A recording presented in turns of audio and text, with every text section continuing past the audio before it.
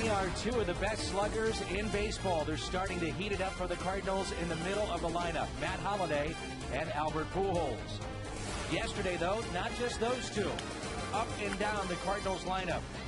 Hit after hit, run after run. The Cardinals an easy win in Game 1 over Bronson Arroyo and the Reds, and now they sit atop the Central with Cincinnati. A crowd young and old is gathered here in downtown St. Louis. A battle for first place tonight.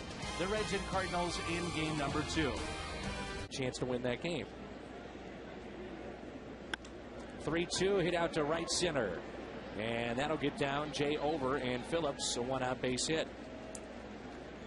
So now Joey Votto, his first at bat back in the starting lineup in exactly 1 week. Has missed the last 6 games and comes out hitting. Phillips going to make the turn. He's coming to third. Here comes a throw by Jay, and it's offline. And the Reds continue to do something better than any other team in all of baseball, and that's go first to third on singles, and they've done it again here. See how close it was as he hurdles over it. Never picks up his coach. He looks over his shoulder, which slows you down, and then the throw is going to be a little bit late and offline, allowing him to go from first to third. In the National League, the Reds go from first to third more than anyone else. Of course, they also have the best offense in the National League. And they've been very good with runners in scoring position, and one of the reasons why is standing at the plate. 11 home runs already. He's driven in 32. And basically, Alley has picked up where he left off at the end of last season for Cincinnati after the trade that brought him from Toronto. Literally the final seconds of the trade deadline. I know he really hasn't been healthy, because those 11 home runs represents his total the last 2 years. 11 each year. He told me that he probably would have retired, or at least looked at it after this year, if he had to stay in Toronto. And he said it was no disrespect to the organization or the fan base or playing in the American League. He said my back just really couldn't handle playing on that turf. Playing on the turf. Scott Rowland, runners on the corners, and a breaking ball is launched into deep left field, and Rowland, a 3-run home run in the Reds' first inning. The most home runs Scott Rowland has hit in 4 years. He's hit in the first 2 months and 1 at bat in June, 12 of them on the year. 3-0 Reds. Oh, the go-to pitch for P.J. Walter, breaking ball, but you can't throw it there. Middle in, about waist high, saying hit me all the way in there. And Scott Rowland does exactly that. You talk that out. A high fly ball, straight away center field, still drifting. Rasmus still drifting, and it's out of here. On this very warm, humid night in St. Louis, the ball is really carrying. And that one out to the berm in center field for Votto to give the Reds a 4-3 lead. Man, oh man, oh man. It sounded great when it hit the bat. I mean, it really sounded coming off the bat like he hit it a lot, but the trajectory of the ball was straight up. I mean, the center fielder started to drift back thinking, I'm going to have this ball maybe by the track. Well, am I? No. Pitcher's memo. Keep the ball down tonight. Here's another one to deep left center field, and Scotty Rowland a pair of home runs tonight.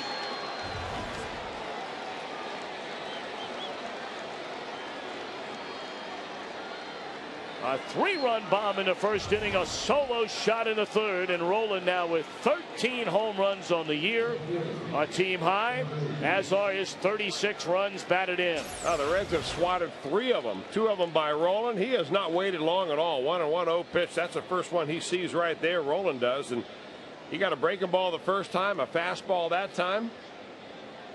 26th appearance on the year. Great numbers. .54 ERA. And opponents only hitting .083 against him. I don't know if he wants the calendar to turn to the month of June, as May saw him pitch 12 consecutive scoreless appearances.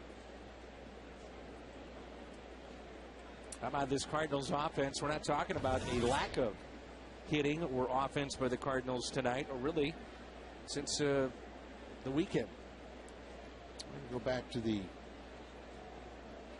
particularly the last game Thursday in San Diego. They kind of broke out there, had their tough game on Saturday, but they've been a juggernaut scoring runs late, and it's really more indicative of what you would expect from this offense than the times we saw it really not generate a lot of runs.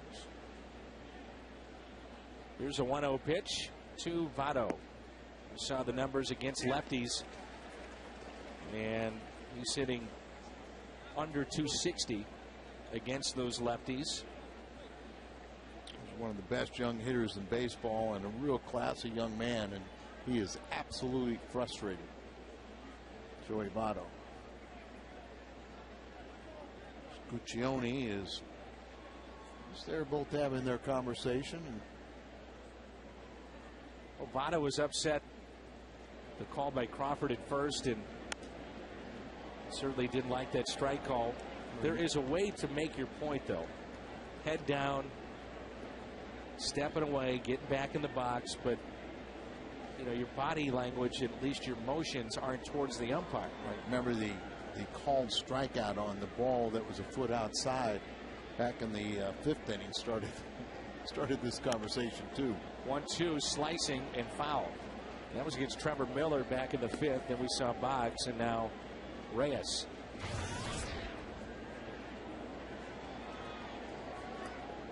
We got a good start to this ball game. Base hit, scored on Roland's 3-run home run in the first. Then he hit a solo shot in the third. Grounder past Schumacher and a base hit. Tying run is aboard to start the seventh. Here's Bruce, 0 for 3. Fly to left, fly to center, and struck out.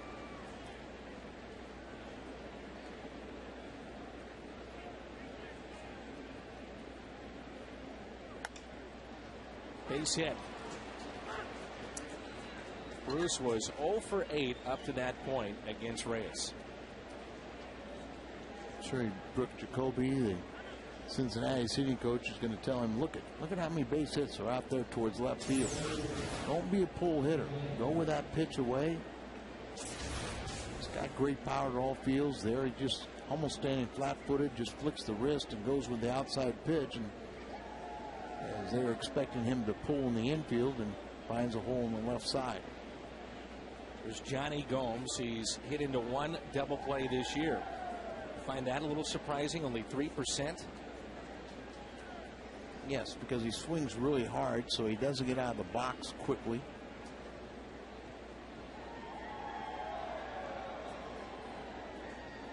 Maybe an indication he's got a little more of an uppercut than you realize.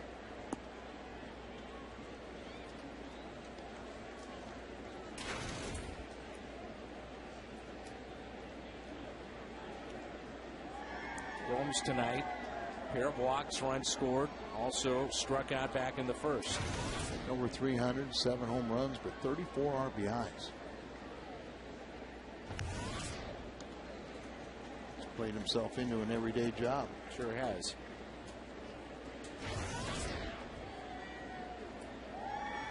You see second in the National League to Ryan Ludwig with a .444 average with runners in scoring position. Ryan is at .447, and his hat doesn't quite fit. Been adjusting that all night long. 1-1, and it's whacked into right center field. Another hit for Gomes. This will tie the game, and the beat goes on for Johnny Gomes. My oh my, it's an 8-8 game.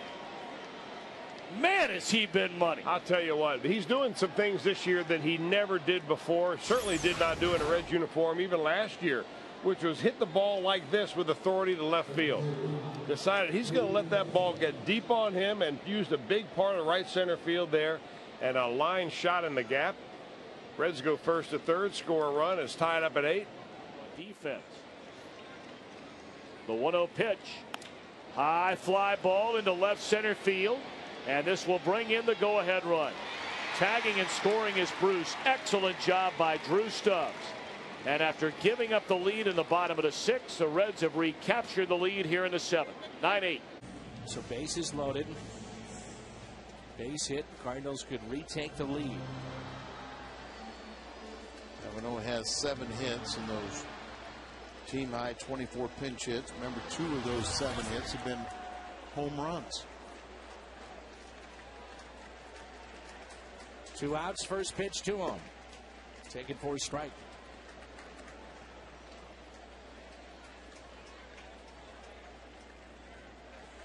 Again, very deep in the outfield.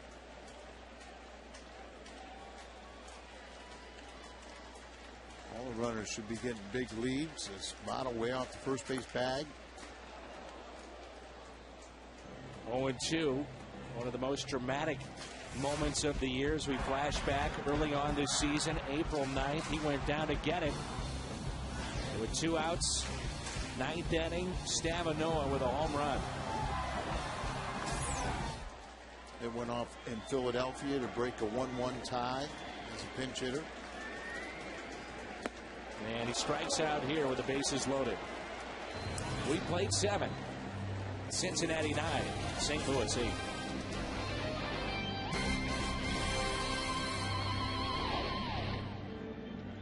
The 2-2 pitch. On its way.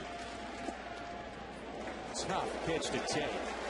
And now the runner's off with this pitch. It's 3-2. Breaking ball, and Kobe getting a good eye at it. And the Cardinals sin and pitch this to a 3-2 count with 2 outs so the runners can lead. You're trailing by 1. Now a base hit could maybe give the Cardinals a lead as both runners would score. Struck him out. A changeup on 3-2 sends us to the 9th. Rasmus with the crowd on their feet. Massett pulled the string. 2 RBIs of his career last night. Jay, a little bouncer. Phillips out at second and double play. Hard hit at 4-6-3.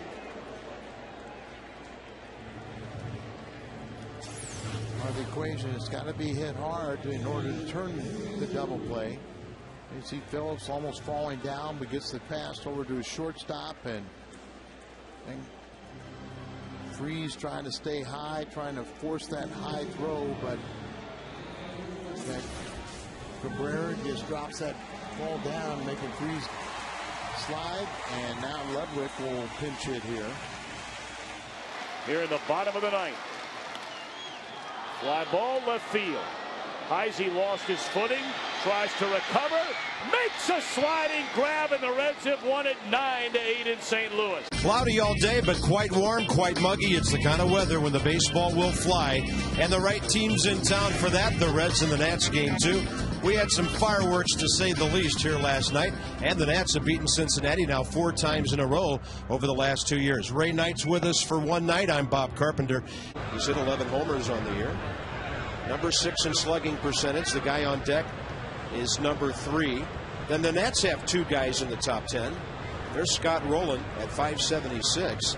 Zimmerman and Dunn are also in the top 10 in slugging percentage. Target in. Instead, Adelano back to Dunn. Brandon Phillips will run as well. 8 steals, but he's been caught 5 times. Dusty Baker and Walt Jocketty have done a tremendous job putting together an offense. Cabrera, such a veteran leadoff hitter. Phillips can fly, has some pop, hits the ball great behind the runner. That ball ripped down the line. And then these guys. Bernardino slides. Third base coach Mark Berry sending Phillips. And so the error cost the Nationals a run as the Reds take the lead on Votto's 35th RBI. Yeah, they can swing the pole now. Joey Votto, his 10th double. And this is just a, looks like a changeup. 98 because most of it was in towards you. There's another base hit by the pitcher. And that was 89. So Leake is now 10 for 23 this year. start leading him off. By the way, Tony Gwynn told us last week that Steven Strasburg will be a good pitcher because he's a great athlete who does a lot of things. He'll be a good hitter. Now, I don't know if he's going to be 10 for his first 23. This kid's amazing. He won't be. I mean, that's something that you look at and you think it's a misprint. They're going to have to look at videotape now of Leake hitting as well as pitching to try to figure out how to get him out. Bob, it goes, I mean, the reason he's in the big leagues is the mentality, his makeup. And when you talk about Mike Rizzo, that is one thing that they study so hard to try to get the kids that are tough. Fair ball off the bat of Cabrera. Leake hustling for third. Mark Berry's going to send it. He's going to score. He's an athlete. I mean, he runs exceptionally well. That ball was hit down in the corner, and your everyday players would have a tough time scoring on that ball. The ball got hung up in the corner, did not come out of the corner, and this ball is smoked. But how many pitchers do you see score from first base? This ball gets down there, and it ends up hitting right at the bottom of the padding and just staying right there. But that kid can fly. So, I mean, but the mentality that he has, you can tell. He is not overwhelmed by anything. He has got tremendous confidence, very, very tough mentally, and, I mean, he's complete. He just created that run by getting the hit. Cabrera drove him home. I mean, he's changing speeds off of his fastball, and just you don't see that. He's pitching like a 5-year veteran. And tell me somebody that you can think of that is a right-handed pitcher that is able to vary his fastball 5 or 6 miles an hour. I can't think of anybody. Maddox did. But can you think of anybody in our league that varies his fastball that much? Where he adds on, takes a little bit off? Well, Levon Hernandez, but nobody that throws near 90 miles an hour. Levon, no question about it. Levon, but nobody that throws 90. And here you go with another curveball there. And he hasn't thrown the curveball much. But we talked about the 5-way, alluding to all that chili up there in Cincinnati from Skyline and Gold Star. I was kind of cutting my teeth on that stuff. That's why I had heart surgery.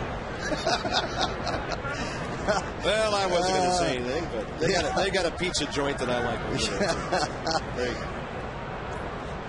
1-0 to Guzman. Christian 1 for 3 tonight. That's half, 7 hits to 6 by the Reds. 99 pitches. This next pitch will be the first time this year that he's thrown a pitch 100 pitches. And he's going to get through 7 innings on those. Guzman rounds out. Great inning for Mike Leake. 6-2 the final at home. Jamie Moyer is 6-5. That ball's hit deep to left center. Up against the corner of the fence right there by the bullpen. And a long double by Orlando Cabrera. His second double of the game. Phillips up the middle, and that will get in for a base hit. Cabrera is going to be sent home. Morgan doesn't make the play to the plate, and the Reds add one to take a 3-1 lead. Well, Brandon Phillips had a little pressure on him because he was unable to get the bunt down, ended up getting 2 strikes on him in the count, and then does better than just get him over to third base. He gets him in from second base. Brandon trying to find a hole there, gets a pitch up, gets it right back through the middle, and picks up his first knock of the night. And extends his hitting streak. Brandon Phillips to now 8 games of Fastball away. That one's over the head of Votto. They're going to third base, and there is interference. The runner made contact with Ian Desmond between second and third. I didn't see any contact that impeded the runner there. And evidently Jim Riggleman has just been tossed. Well, I agree with Riggs. He's getting out of the way. He's running out of the way. He doesn't know where his base path is established. He rounds that bag like he's rounding the corner with a sack of groceries. He didn't cut that bag short. And Desmond's doing everything he can to get out of his way, and you cannot change your path to the next base. He actually reached out to push him or touch him. So I agree. I think that's a bad last night was a travesty. It got called wrong to begin with, and then they turned that around in wrong fashion. And then lose Desi, you know, as it was happening. Well, the bullpen can't get anybody out tonight. We're going to take a look at the play last night. And we did acknowledge that Desmond did come off the bag, but did Scott Rowland knock him off the bag with that tag? Dusty comes out. As soon as Joe West came over, we knew there was a problem. And it took 3 seconds for Ian Desmond to be thrown out of the game. Yeah, I don't know. Desmond did eject his helmet. That's why he got tossed. Well, then he's going to get tossed. You know, they got the play right. To me, that's the most important thing. My question is, we played 100 and something plus years. But Ray, a judgment call is not necessarily a play that should be handled like that. But basically, the umpire third said, well, I called him safe twice, but now I'm not sure, so let me talk to my other 3 guys. And he's looking right there. He's the guy that has the best angle on the play. He's right on top of the play. I mean, he missed it. As human that he misses it. I'm one of those guys, I would like to get all those plays right, because as a manager, they do kill you, you know. And we've seen over the last 4 or 5 days a whole bunch of replays, including play in the '70 World Series where Elrod Hendricks tagged a runner with his glove, a play that Dinkinger missed that cost your beloved Cardinals a World Series. Still, you know, seeing things happen that I've never experienced. Well, this must be baseball's version of instant replay. 2 balls and a strike to Scott Rowland. Double play ball, but Desmond comes home. What a collision. And Brandon Phillips wipes out Will Nieves, who drops the ball, and he's safe. And Brandon Phillips and I would have a personal confrontation somewhere in the next couple of days. Not because he ran over him. I like that play. You run over him all you want, but if he's slapping yourself in the heart and doing all that stuff, I don't like that. I mean, I am not a purist, I'm a traditionalist, but let me tell you something. I don't care if you set the catcher in the 3rd row. I like this play. I like him running over. Knock him out of there. That's the end of the game. But to do all this pumping and everything, you know, to me, that's not professional, and I couldn't have handled it. And that's why I didn't last very long as a manager. You know, to me, that's showing somebody up, and I hate that. Well, Will Nieves got that throw late from Desmond. Didn't really have a chance to set up. No RBI given on that fielder's choice. And it looks like they've given Will Nieves an error. It has to be an error. The ball. It has to be an error because he drops the ball, and I love that hard-nosed playing. I mean, I do. I mean, run right over him, you win ball games, but I don't like this right here. It's all about me, guys. They'll usually be able to get low enough that that runner has a hard time. Base hit, Jay Bruce. That'll have another runner heading to the plate.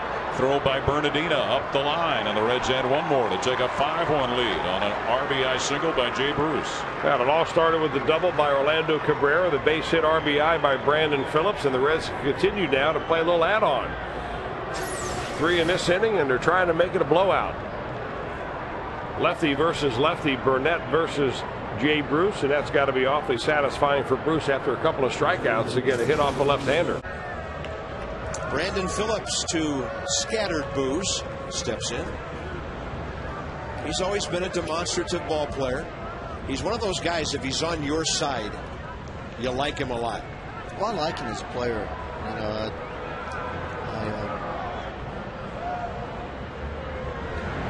there you go. Now to Brandon Phillips' credit, he runs right down to first base. I think he knew it was going to happen, and a lot of guys, Ray, would have charged the mound right there and caused something. We tip our cap to Brandon Phillips now because the Nats did what they had to do. Batista has been tossed from the game, and there's no chippiness here. Well, everybody knows what's going on right there. That's the way you play the game, and I like the way Brandon handled it. And you know what? I like it. I mean, you know what, Ray? You do not have to have a warning to have a pitcher thrown out of a game. Yeah, that just changed a couple years ago, didn't it? Bob? Because I know when I managed, you had to have a warning before you threw someone out of the game. Not now. The umpires are allowed to read minds now. And they know if it's intentional or not. But in this case, we cannot fault Batista. We cannot fault Brandon Phillips. He just ran to first base. And then we cannot fault Joe West for throwing Batista out, because I think we all know what was going on there. I got no problem with any of it. No. I like the way this man, Brandon Phillips, handled it, you know, and I don't respect his reaction, but I do respect that. And so as far as I'm concerned, it's over with. Now, I don't know if Dusty's thinking that. Well, surely Dusty understands what this is all about. And to Phillips' credit, he stands at first base calmly. Expecting a sellout crowd. And the game is over. They didn't even have to appeal. 3 hours and 4 minutes of baseball. The Reds win it 5-1 and even the series. Joe's going to bang you and throw you out. He didn't ask anybody. Well, Nieva still wants an appeal. And the Reds win it for Ray Knight and Debbie Taylor, Bob Carpenter. 5-1 Cincinnati at Nationals Park. Join us tomorrow, Mass in 2 HD. The Nats conclude this series with the Reds. We'll start you with Nats Extra at 1 p.m. This has been a presentation of Masson. Stay tuned now. Verizon Fios Nats Extra coming up right now with Johnny and Phil from the ballpark. It's been another controversial night. Heave ho, says Joe, and so long for just a while. Right now, the Nats are 2 outs away from their 28th win. Drew Stubbs 1 for 3 today. None of these hitters were faced by Matt Capps Friday night. He faced Nix, who got a base hit off him. Thus Jim Riggleman's move a moment ago. Cabrera, Phillips, Votto, and Roland. Difference today down to the bottom of the order.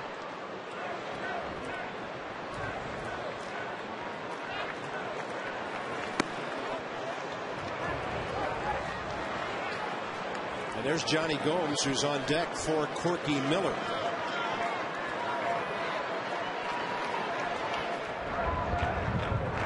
The 2-1 pitch. Stubbs shoots it to right. Bernardino, a late break on it. No, he doesn't get it. Bounces off the wall as Stubbs will easily coast on into second base. Boy, this is the kind of time of game that if you're going to play a prevent defense, you do it right now. That means you play your outfielders a little deeper. Maybe you want to shade your infielders on the corners to take away the double down the line. But Bernardino did not give Drew Stubbs much in the way of respect for being able to hit the ball over his head. So here's Gomes with a tying run at second base. One of the most dangerous hitters in the league this year. He has pinch hit 6 times with 1 hit. 35 RBIs. With 1 out in the top of the ninth, and Gomes gets it down the line into left field for a base hit. Wheeling around third to score is Drew Stubbs. Gomes at second. He's going to hold up. Had a thought for 3, but Gomes with an RBI double that ties the game at 2. How about that Johnny Gomes? Is he on fire or what? He brought the whole Reds dugout to their feet. They were standing at the top step when that ball went fair down the left field line, right inside the third base bag. A hanging slider by Matt Capps. Gomes knows it's a base hit. The number 9 spot. Bronson Arroyo finally done in this game as they hit Scott Rowland for him.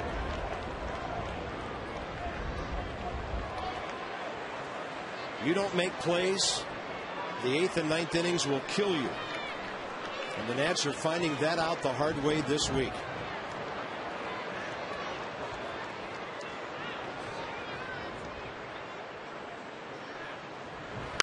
Boy, they're going up Hackett, aren't they? Yeah, and just because one guy like Stubbs is late on your fastball and he hits it off the right field wall, you can't go away from your bread and butter. On a ball that should have been caught. Exactly. That ball should have been caught. And now you go breaking ball first pitch to Gomes, who's on fire, and he just slams a double down the left field line. So you got to stay with your bread and butter. Reds have out hit the Nats 10-6. 2 consecutive extra base hits here.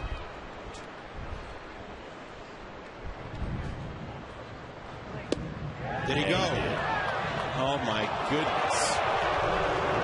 I'm telling you, it's not a good week for check swings in this ball club. Unbelievable. Can't get a call. That's a strike. I mean, unbelievable. Not only did he break the plane, he broke his wrist. I mean, that's not a difficult call. Matt Capps had a hitter struck out last Sunday. Didn't get the call. Next pitch, game over. Lance Berkman, check swing. Next pitch, game over. Scott Rowland, next pitch.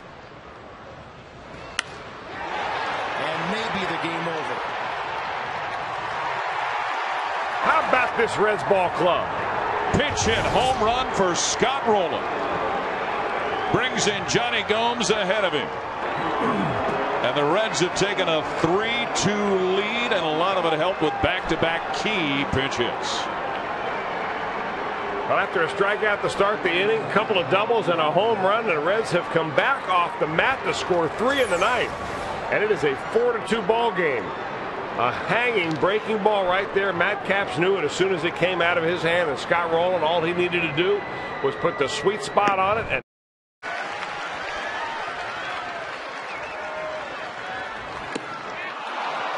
Nationals get 2. This game going to extra innings. Cordero strikes out the side but gives up 2 runs.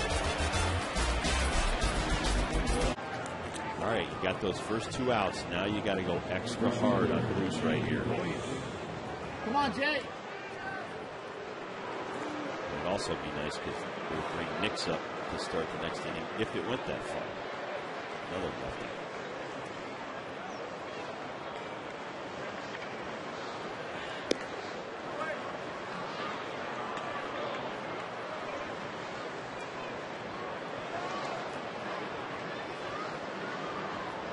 Jay Bruce out 4 times today via Guzman. 3 grounders and a pop-up. And he'll go with the pitch and single to left. Okay. And he went away, and the guy beat his fastball on the outside. Looks like a broken bat. And even Cordero, when he got beat by Morse, it was away. And he said, okay, what are you going to do right here? And he tipped your hat to the guy. He beat you on something away. You just don't want to hang stuff inside.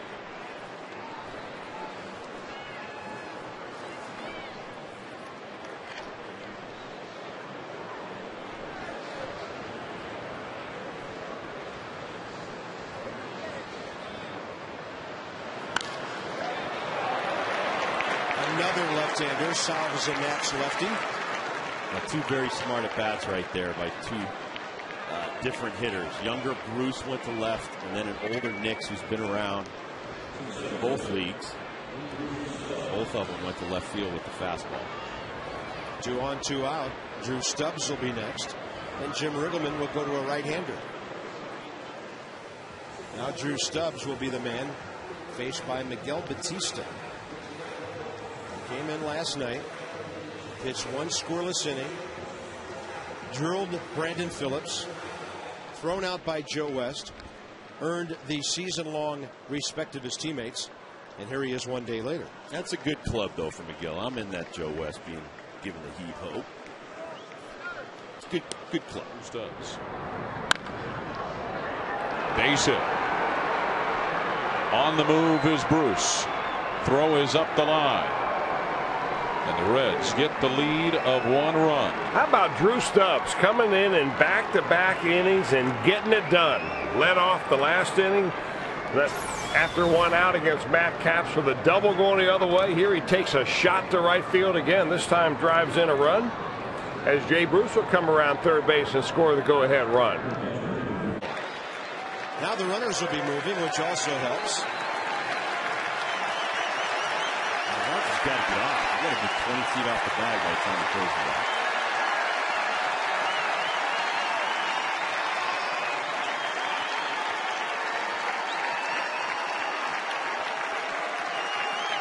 Ian Radisson talking to Roger Bernardino over there at first.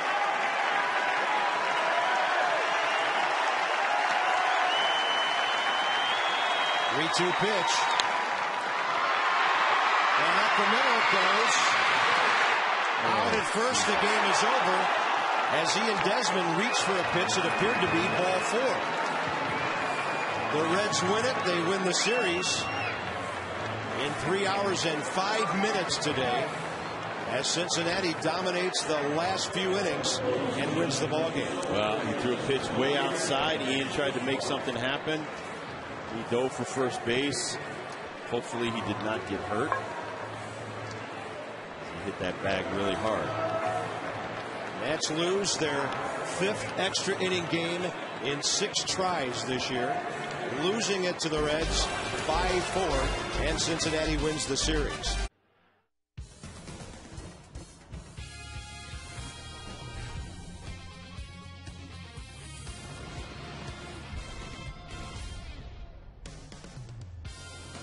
Day baseball here in Cincinnati under sunny skies as we wrap up this 4-game series, Giants and Reds.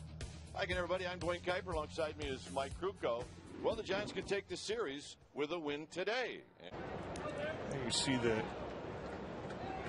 enclosed bullpen of the Cincinnati Reds. You can see the feet of, or the legs of Micah Owens. Wellemeyer does not have an RBI this year. Takes a strike and it's 0-1. Does have a couple of hits. He's 2 for 19 on the season.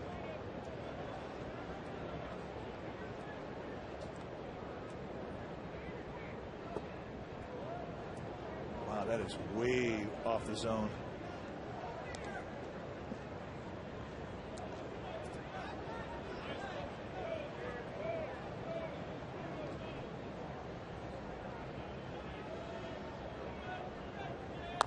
Wellemeyer, possible double play ball. That's one and a pair, and that'll end the inning. Aubrey Huff with a solo shot. It's bye-bye baby, and it's 4-0 Giants. Here's Mike Leake leading off here in the bottom of the 3rd against Batista, and not close.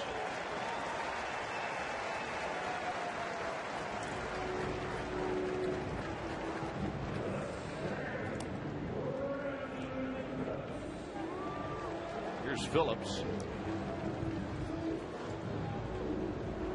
Phillips popped out in the 1st inning. Ideally, they'd love to be able to get 2 or 3 innings out of Bautista, but he's got to throw strikes in order to get there. And a base hit to right field, past Sanchez.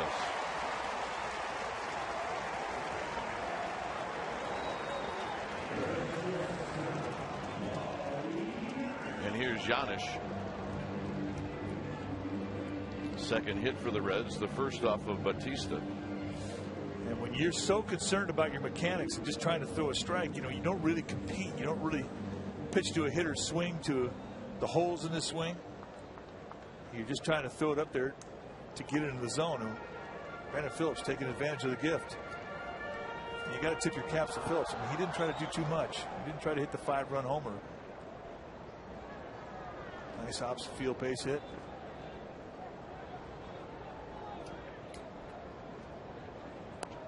A bunt. Everybody's going to be safe.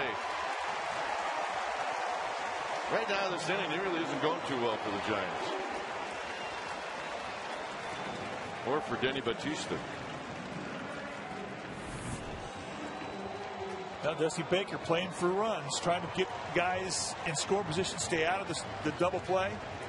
And here's where you get lucky. Giannis pops it up. And Denny Batista, despite a pretty good effort, can't come up with a play, and the Reds got it going. A walk to the pitcher. Phillips a base hit. And a bunt single. Nobody out and the bases are loaded. And the hitter is Joey Votto. And here comes the thunder.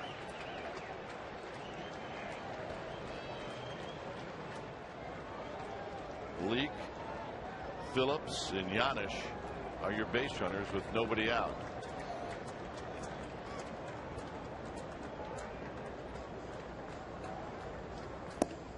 Three and two. Not close. An easy take. And that's the thing about a 2-2 pitch, man. That's your one shot as a pitcher, to be able to go to a corner, let your movement fall out of the zone, let a guy chase. But when you're that far wide, it's an easy take. Joey Votto spit on that one.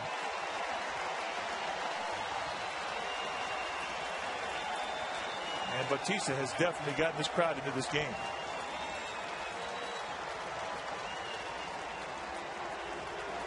Three and two.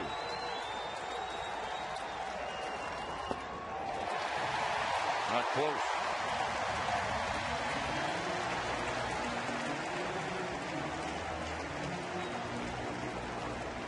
And that's going to bring out Dave Righetti. There is no defense for a bases loaded walk. Bruce Bochy, I mean, he had to go down to the Giants clubhouse. A walk, 2 singles, and a walk. And you got the #1 RBI guy for the Reds stepping in the batter's box.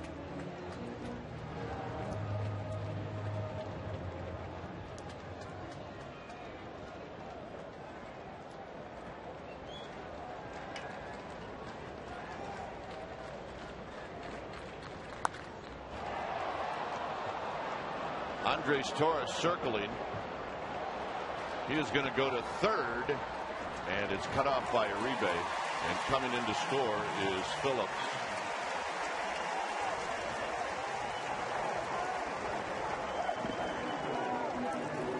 Well, the situation was such. I mean, that's what Rolen wanted to accomplish. Get at least one of those runs in. You're looking for something to get in the air. And he does it on the first pitch.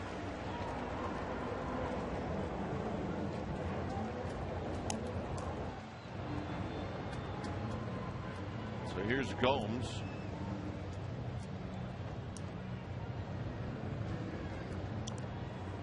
Gomes bounced out to Uribe.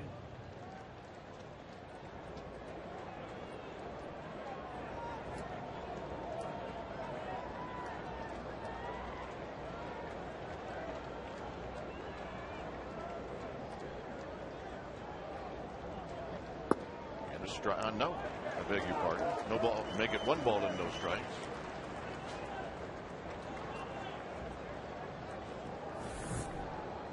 How close was it? Close. Trackman again. Could be a little tight.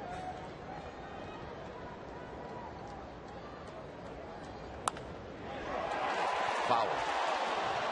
Phew, that was close. It doesn't have to land in fair territory. It just has to go over the bag.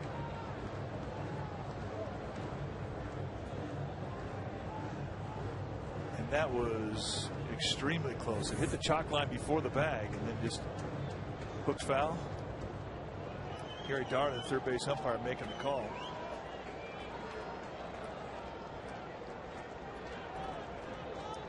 But clearly, Johnny Gomes not fooled. The ball was crushed.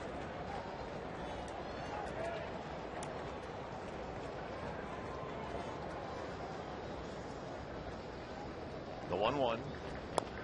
Topped. Uribe charging. Uribe could not get it out of his glove.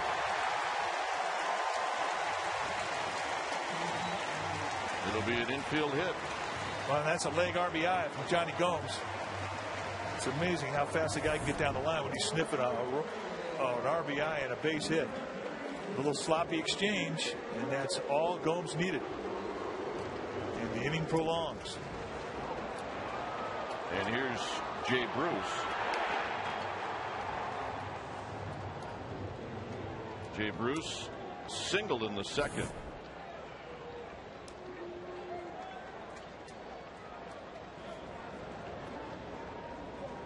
For Bautista, this will be his 21st pitch in the dirt, and Benji Molina will keep it close. It's a 4-3 ball game. A walk, a single, a bunt single, a walk, a sacrifice fly, and an infield hit. Yeah, it's worse than that. It's a walk to the pitcher, the first guy you faced, with a 4-run lead. That's the unforgivable.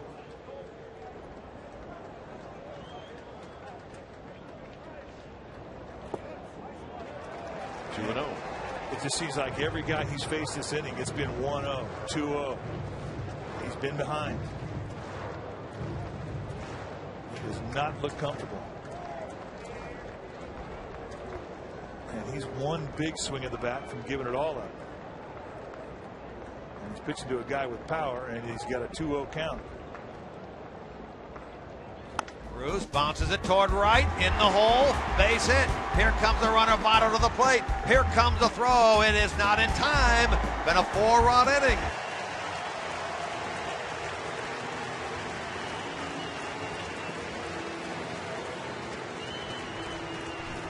And the Reds have the lead run at third base. So here's Ramon Hernandez. No swing, 1 ball and no strikes.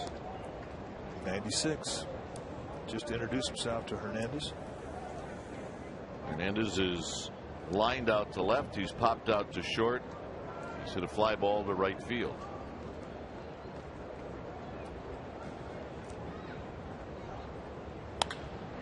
And a shot into left field to lead off the 8th.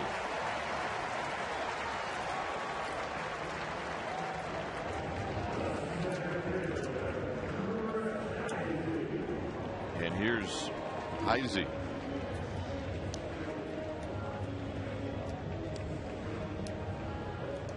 Heisey came into the 6th inning. Actually, that was his first at bat, and he singled. He did come in earlier on the double switch.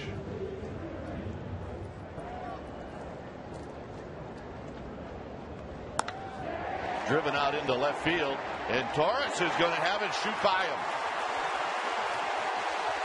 Heisey's got a double. Stopping at third is Hernandez. All right, now things are interesting. Well, they certainly are. A nice at bat, 2 strikes to Heisey. It's a pretty good pitch to hit. Nice compact swing and a 2-strike, and this ball jumped off his bat. Finds a gap. They had cheated over and had Torres playing towards that left center field gap, but even Torres' speed could not catch up to that line drive. So Reds making some noise. Here's Phillips. Phillips 3 for 4, 3 for his last 3. Second and third, nobody out. And a 2-2 pitch coming up to Brandon Phillips.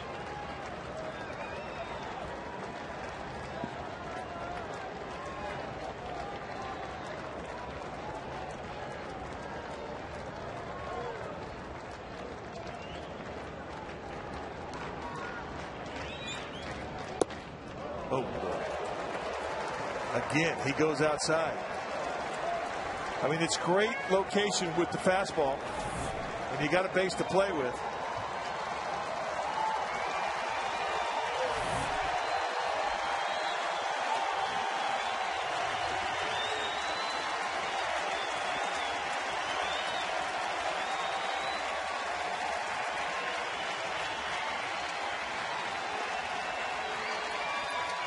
Three and 2. Driven to right. This will tie the game. Phillips is going to go for 3. And he is going to make it.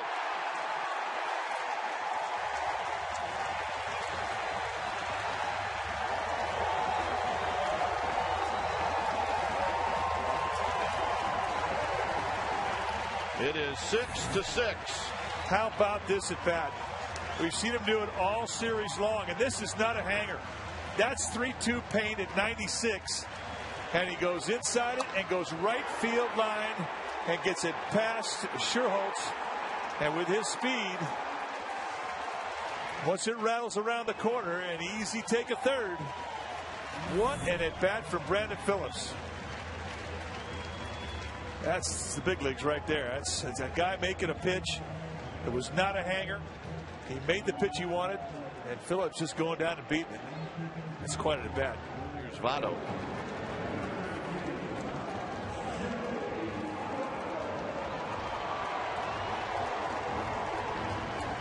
Votto is 0 for 2, a couple of walks, one with the bases loaded. Dan Runsler is in the Giants bullpen. Infield stays in.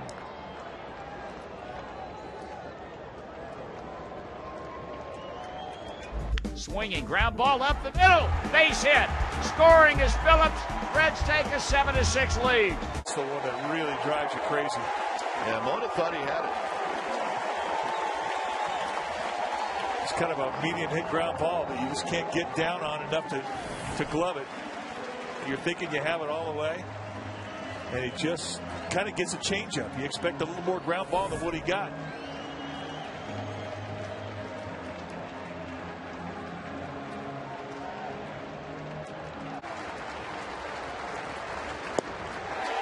Two and two.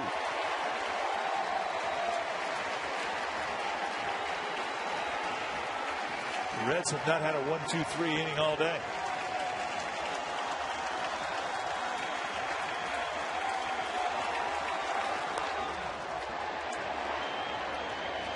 Maybe a play for Hernandez or Rowan, and Rowan will make the catch. And that's the ball game. So the Giants end up splitting this 4-game series, and they not happy about that. They won the first 2 games only to have the Reds come back and win the last 2. So opportunities missed today, and an injury to Todd Wellemeyer. Bad combination. Well, you really are upset when you get 13 hits and you get 8 walks and a hit batsman. A lot of opportunity. They just once again fell victim to the double play. Well, after a dark, dreary Saturday in Cincinnati, the skies have cleared for baseball tonight. It's game 2 of this 3-game weekend series, interleague series between the Cincinnati Reds and the Kansas City Royals. And Johnny Cueto and company trying to get the Reds back on track after a 1-run loss last night. Tonight, of course, Scott Rowland, bobblehead night. And hi again, everybody, alongside the Cowboy, Jeff Brentley. I'm Tom Brenneman. Welcome, as always, to Reds Baseball on Fox Sports Ohio.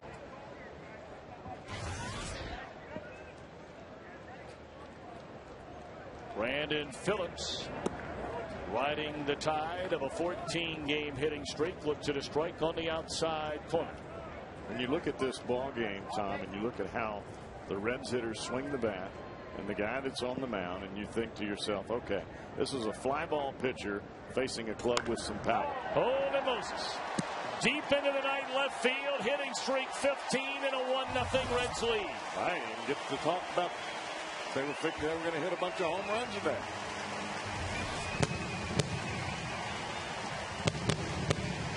Well, not only does it look like it on paper, they've already started.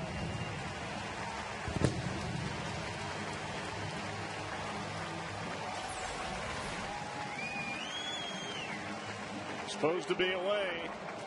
We talked about it in yesterday's ball game. Brandon Phillips likes to hit the ball to the right side, right center field. But you give him a fastball down and in, that's a home run pitch.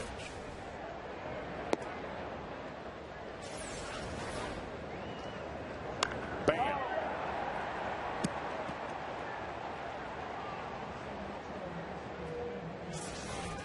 Pitch to Joey Votto's low. 2 balls and no strikes for Brandon. Now 8 home runs, 23 runs batted in, as the batting average up above the 300 mark thanks to this 14 and now 15 game hitting streak. He is just playing so well and swinging the bat even better than so well.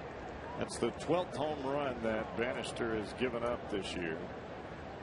This is his 13th start. Only 2 games that he started in now that he hadn't given up a home run. The check swing, they appeal, and Mike DeMuro, the third base umpire, says 3-1 to Votto. Tim Wilkie calls the balls and strikes tonight. His brother Billy umpired second, and Jim Reynolds is at first base. And that's ball 4 to Joey Votto.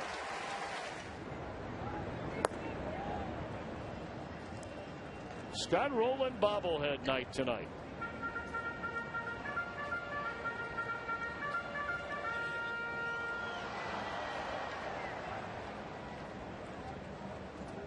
Roland just having a renaissance season indeed, healthy again. I mean, look at these numbers. Only the Texas Rangers, along with the Reds, the two teams with 4 players hitting .300 or better in their starting lineup going into play tonight. Well, that's all-star row right there. 2, 3, 4, and 5. Every one of them could make the all-star team. Every one of them might.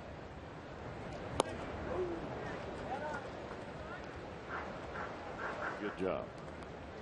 Runner goes, pitch taken, throw to second base, and easily stealing second is Joey Votto. His 7th stolen base in 11 attempts, and it's 3-2 to Roland. Bannister with a long leg kick, even though he tries to give some sort of a slide step to home plate. It almost looks as though he's slower trying the slide step than he would be if he just picked it up and just came on to the plate.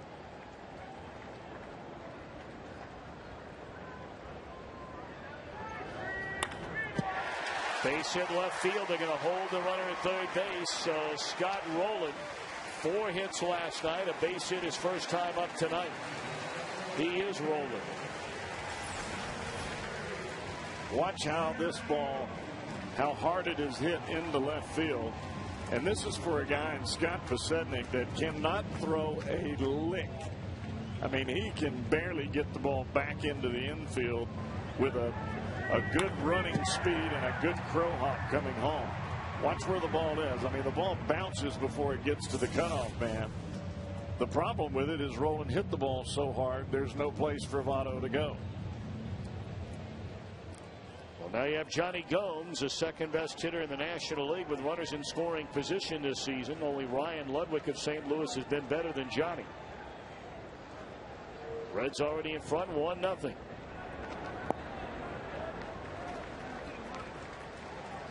And of course, Cowboy, you caught up with Johnny Gomes to talk about hitting with runners in scoring position earlier today. And it wasn't a deep conversation, more of just passing by. And I looked at him and I said, you can't do it every single time. Surely you know that, right? And he goes, but that doesn't mean I don't want to. Oh, yeah.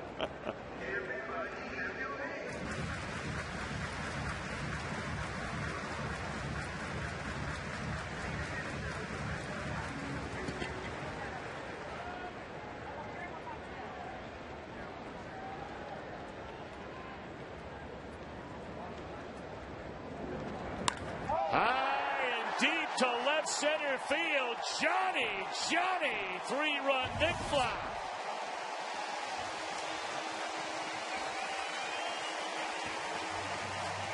With Johnny Gomes at the plate and locked in the way that he is right now, if you hang any type of slider that's elevated in the strike zone, he's going to elevate it all right off of his bat, and it's going to hit somewhere towards his face on the scoreboard. Watch where this baby goes. Wow.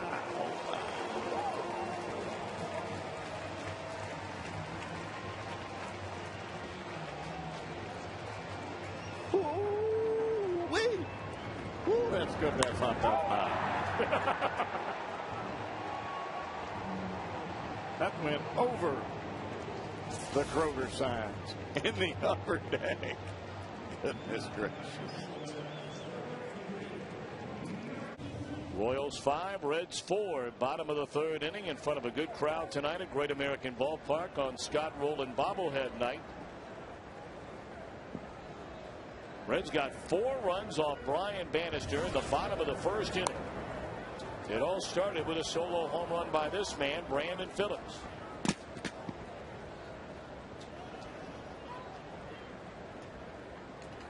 This is kind of like deja vu all over again. You're not lying. Only difference between this at bat and the last one is there was already 1 out in the inning. It's hit in 4 different spots during this streak. And he has another base hit.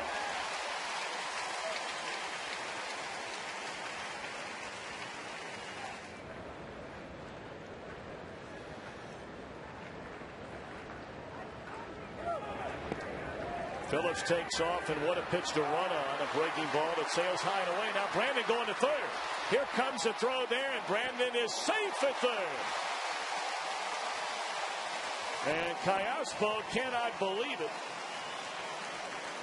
Ned Yost staying put in the Kansas City third base side dugout. That was a gamble by Phillips, and he was lucky to get there.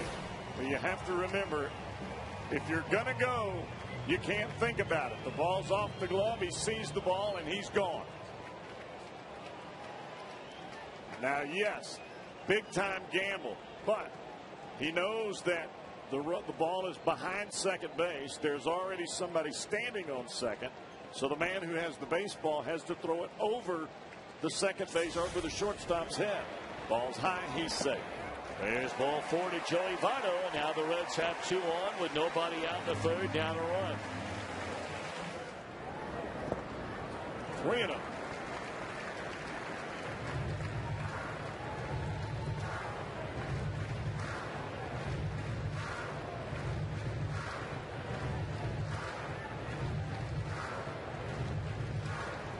Those were the numbers we talked about when Gomes came up his first time up tonight. Lights out. Yeah. And a chance to add to those numbers right here and right now as he's swinging 3-0. You betcha. Second 3-run big fly tonight for Johnny Gomes.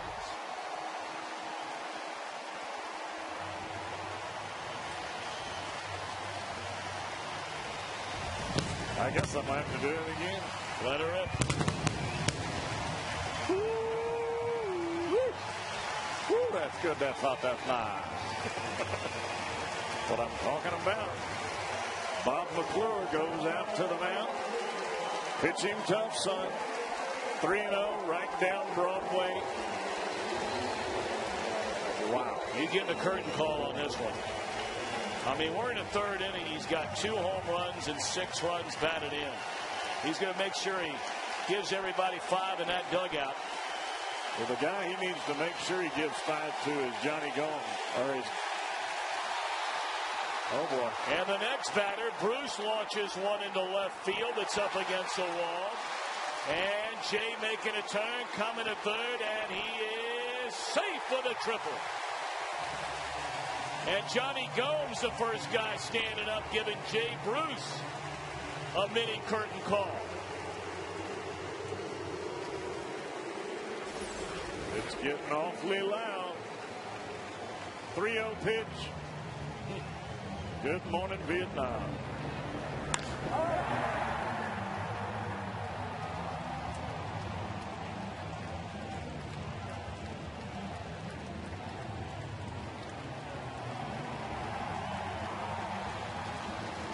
Well, I'm just going to keep on saying it. When Jay Bruce goes to left center field, he is a dangerous, dangerous hitter. And I'm not saying the fact that he just hits it that way. When his approach is up the middle and the other way, he's awfully tough to get out. Well, if they went by position, as here's a base hit, a 2-out single to knock in a run by Ramon Hernandez to score Jay Bruce, and that'll make it 8-5. That at bat right there is an RBI at bat. He knows the guy's pitching around him. He knows he's got Cueto standing on deck, and the whole time he's fighting pitches off, and trying to make Bannister get greedy with the 2-strike count, and he does. He gets greedy. And sure enough, Hernandez makes him pay. Every pitcher will say, no matter who's at the plate, well, I got 2 strikes on him. I think I can get him right here. Well, that ball was running off the plate. Hernandez gets inside of it, gets just enough of it to get it through the infield, and that's going to be an RBI on his chart. Cabrera, 2-hopper to Betancourt, and the 1-hop throw gets by Billy Butler at first base. And Cabrera aboard. 1, 2, 3, 4, 5. Boy, you're not lying. And this is going to be Brandon Phillips' third hit tonight. That's when you know you're going good. And first to third goes Cabrera. I'm telling you, the Reds are so aggressive on the base pass. They're just waiting for somebody on the opposition to make a mistake. That ball is down and in. Phillips is able to get inside of it, flip it into right field. No, he didn't hit the ball great, but he hit it where somebody wasn't at. And you look at Cabrera, he never even stopped for a second. I mean, he didn't stutter, step, nothing. Full bore into third base. Phillips rounded first aggressively. He was headed to second had that throw gone to third.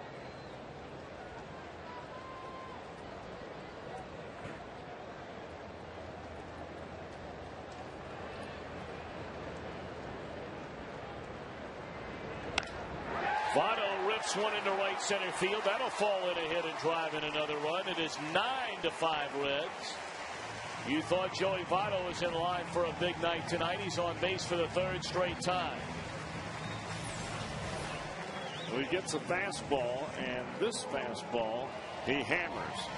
It runs back over the plate. It starts inside and runs back to the heart about mid-thigh high. And Brian Bannister is lucky that that ball was not lost on that barge going upriver right now. And there's a base hit in the left field. They're going to wave around Phillips. He will score easily on a single by Roland. And the Reds just keep on rolling. It's 10-5, and Johnny's coming up again with 2 men on.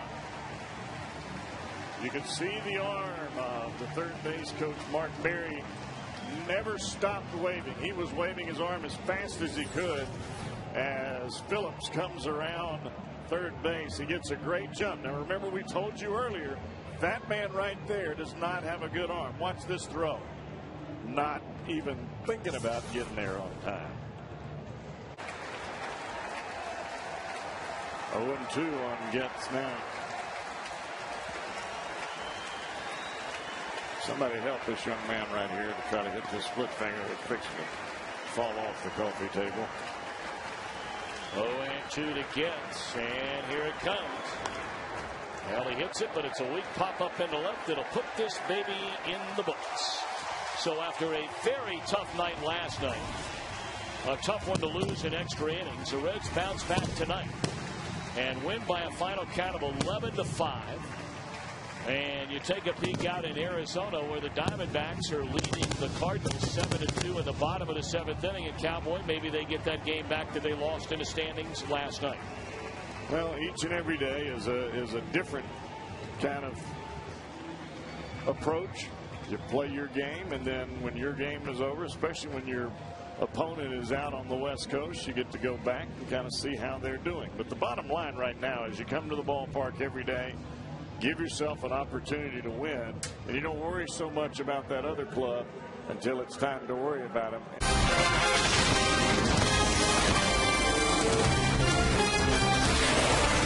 Welcome, everybody, to Great American Ballpark. It's getaway day here in Cincinnati.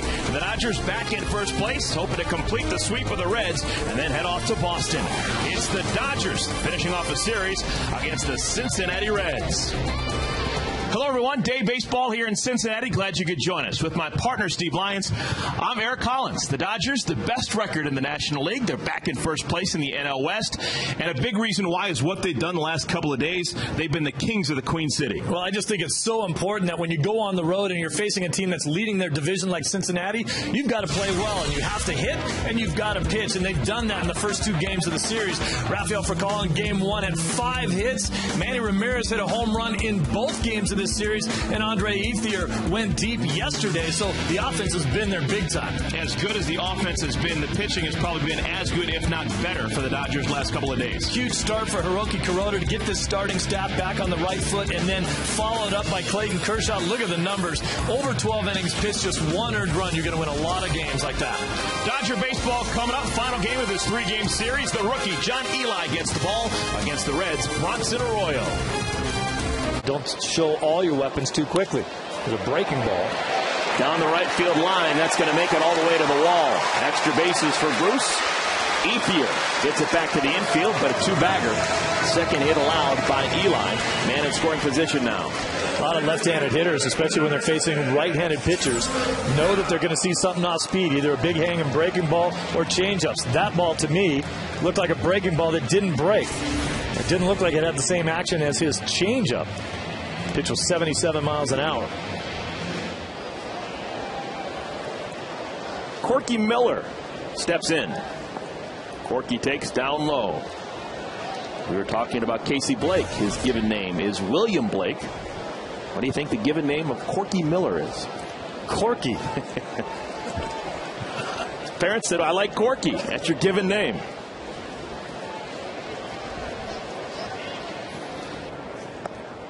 And he draws the walk. On 5 pitches, Corky Blake draws the first walk thrown by John Eli. Runners on at first and second. Eli can probably justify it and say, well, now he gets a chance to pitch to the pitcher, Bronson Arroyo. Arroyo can swing it a little bit for a pitcher, too. He loves to swing the bat. He's only hitting .214 on the year, but he's a guy that will take a decent hack at you. You know, another note on Corky Miller, too. I mean, this is a guy that probably could have been in the big leagues the entire season, but they literally asked him to go down to AAA. Can you imagine being a guy who's up and down most of your career? Of all his time in the game, he only has just over 3 years of Major League service. They asked him to go down to AAA and work with Ardrolis Chapman, the phenom lefty that they have that throws 100 miles an hour, so that you can mentor him and tutor him a little bit and keep him around the strike zone so that when it comes time to bring him up, we know that he's been throwing to someone who knows how to catch. You know what he said? Sure.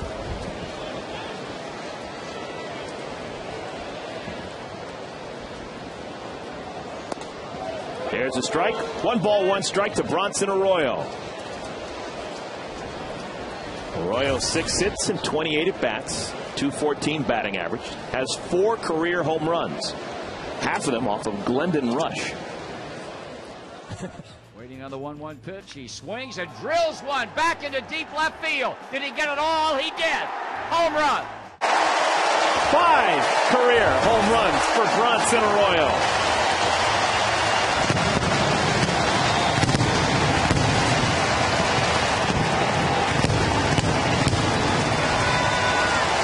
You said he could hit a little bit. Reds on top 3-1. Well, hopefully the thing that I said earlier was the more important thing. You've got to keep the ball down. That ball's mid-thigh. Look at John Eli. He knows as soon as he hits it, it's gone. This thing's belt high. That's an easy pitch to hit. That's a beautiful swing. You're looking at his belt buckle, his head straight down on the ball. Why do they pinch hit Micah Owings? First ball swinging, Orlando Cabrera flies out to center field, side retired. The damage done with 1 swing of the bat by Bronson Arroyo. John Eli gives up a 3-run home run. Breaking ball and a changeup, but it's where he throws the ball from that gets you. Right side, Votto to second for 1 on the first. How about that? That is the third 3-6-1 double play we've seen in 7 innings. That is hard to do. Well, I told you before, it's really about the way Joey Votto plays first base. Just a brilliant play from Votto.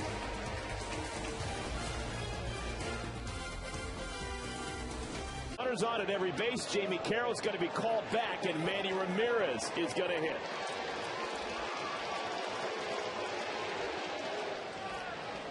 Manny Ramirez, a grand slam home run in this situation a year ago at Dodger Stadium. On Manny Ramirez bobblehead day. 21 grand slams lifetime. Only Lou Gehrig has more. All right, here we go. Dodgers have a chance to get back in it with 1 swing of the bat. Runners on at every base. 2 outs. Top of the 8th inning. Manny has homered in each of the first 2 games of this series.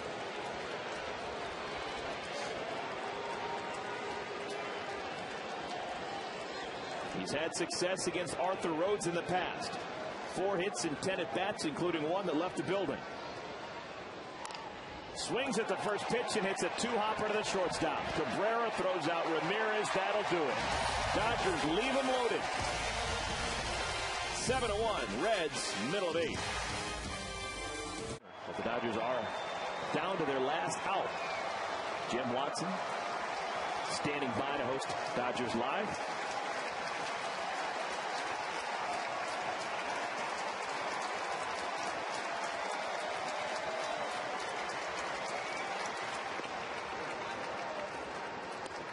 Kemp takes ball 1. Dodgers won on Tuesday night, 12-0. 4 pitchers combining for a shutout. Hiroki Kuroda got the win. Dodgers won yesterday, 6-2. Clayton Kershaw was magnificent, going 7 1/3, giving up just 1 earned run, struck out 7. But today, John Eli just didn't have it. Gave up 3 home runs. He is on line to pick up the loss. Down the right field line. Foul territory. Votto makes the play that'll end the game. Well, it's only appropriate that Joey Votto makes a nice defensive play to end it. He was airtight down the first base line today. He started 3 6-1 double plays. One of the reasons why the Dodgers just had no luck against the Reds on this Thursday afternoon. Well, we're going to take a quick timeout. We come back. Dodgers Live coming your way. Jim Watson, he's going to take the reins. Don't go anywhere.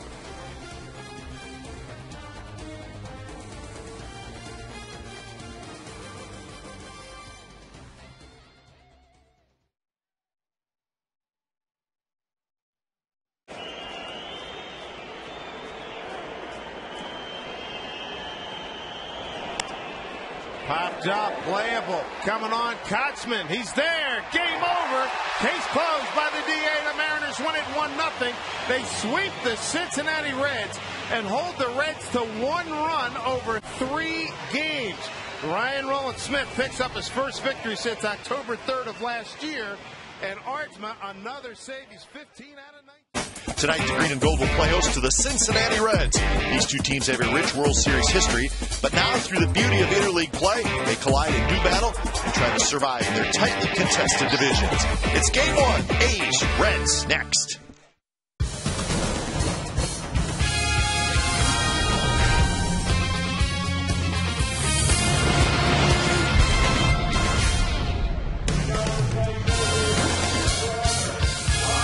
Monday Night Baseball from the Coliseum. It is the start of a 6-game homestand, and it's all interleague baseball. Tonight, Gio Gonzalez gets the start against the Cincinnati Reds. So the A's hoping that it is a good homestand after a tough road trip, and former Athletic Ramon Hernandez in town. So it's Game 1 of this 3-game series, Cincinnati Reds and the Oakland A's, coming up on Comcast Sportsnet, California.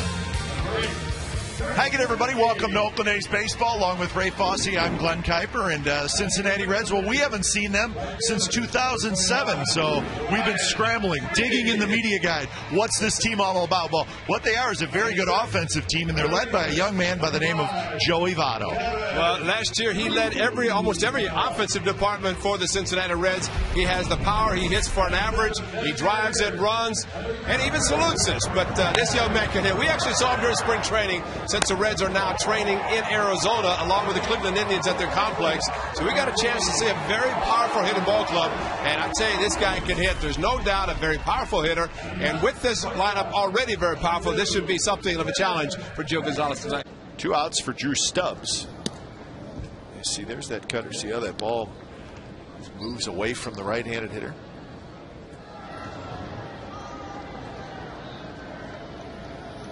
It's outside. He walked him.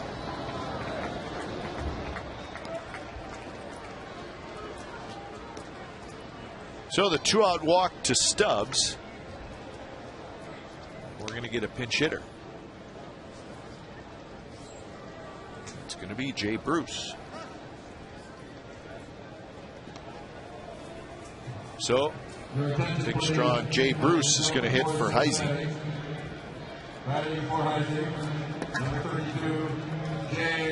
So I'm sure Dusty, knowing that he had Bruce not in the lineup on the bench, was probably waiting for what he felt would be a good opportunity to hit Bruce, and he's got one here. Although he is facing the all-star closer, Andrew Bailey.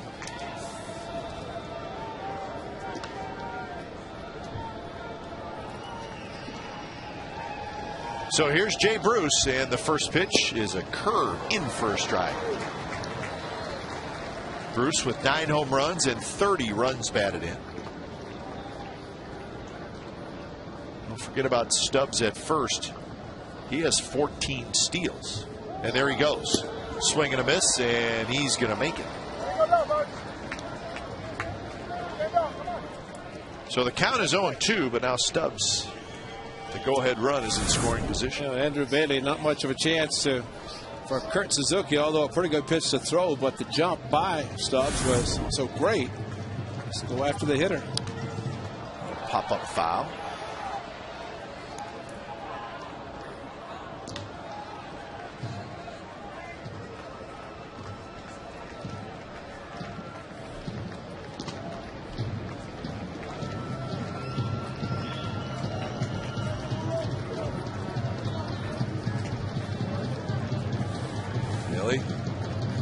look.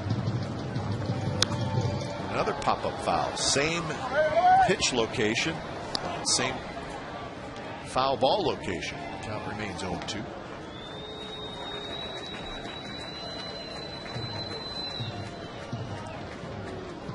Bruce does strike out a lot, 64 times this year.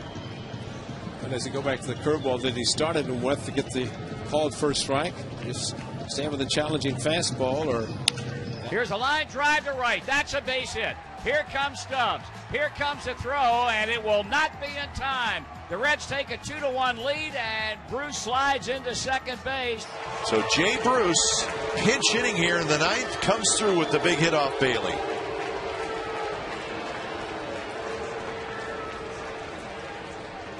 Well, they try to go inside, and just the cutter slider.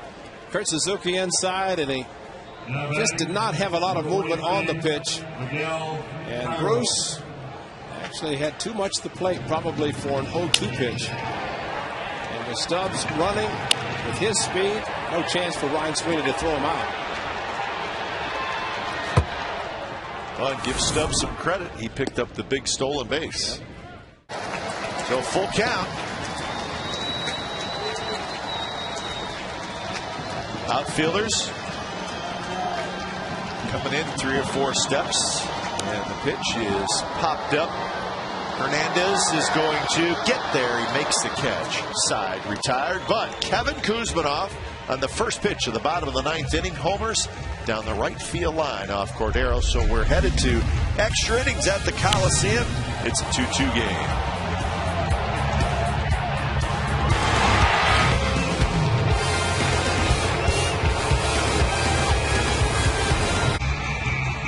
Extra innings at the Coliseum. First game of the homestand. Reds 2, A's 2. And when it's time for a change, think Speedy Oil Change and Tune-Up, your oil change, tune-up, and smog experts. Michael Wirtz makes his 16th appearance. And he will face Hernandez, Phillips, and Giannis. 9-1-2 for the Reds. First pitch is drilled down the left field line, and it hits the foul pole home run. Hit the outside of the foul pole.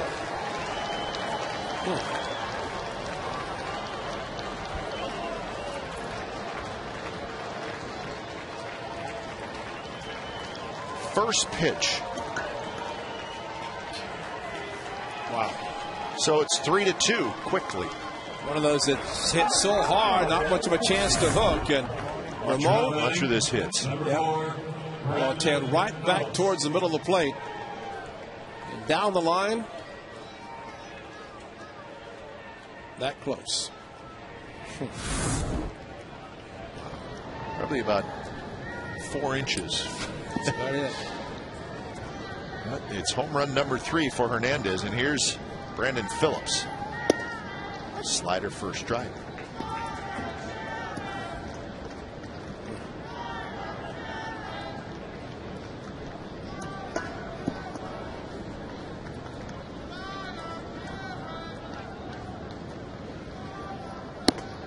Another slider. And that's a strike. No, it's not. Or was it? Yeah, he did call it. 0-2. Well, the Reds bullpen is quiet, so imagine Dusty Baker will probably send Cordero out there for the 10th. Rajai Davis coming in, still coming in, and he's not going to get it.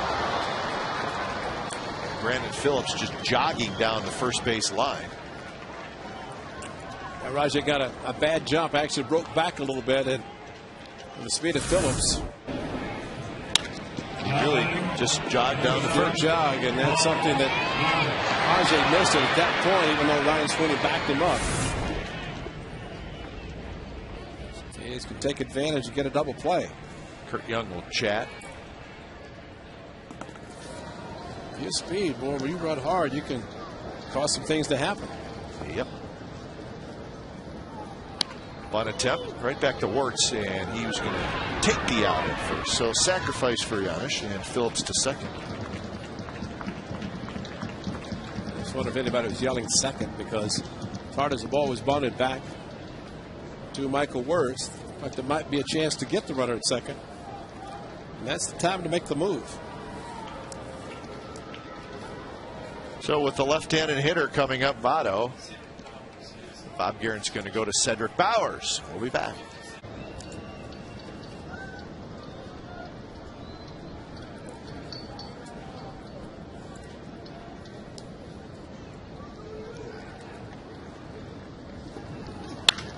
That one's driven to left center and deep.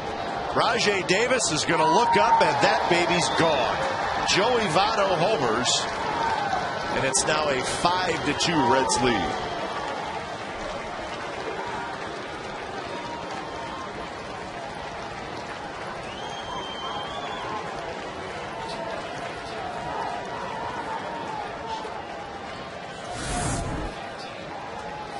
Well, a fastball, and you get that aggressive. We saw the power in the first inning going opposite field off the left field wall. This went over the left center field wall, so I guess he knew what he was doing when he swung at a pitch with Phillips running and said, "The heck with you, I'll drive you in. You don't have to worry about stealing."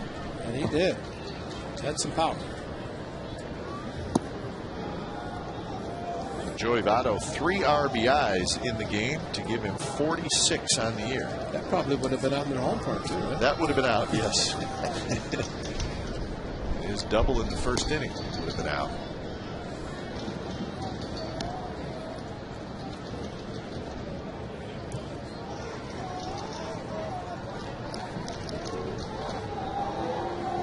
Scott Rowland, no hits tonight. The Reds with a 3 spot here in the top of the 10th inning.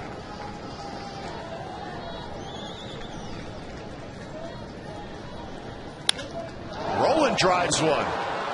Left field, and that's gone. 6-2 Cincinnati.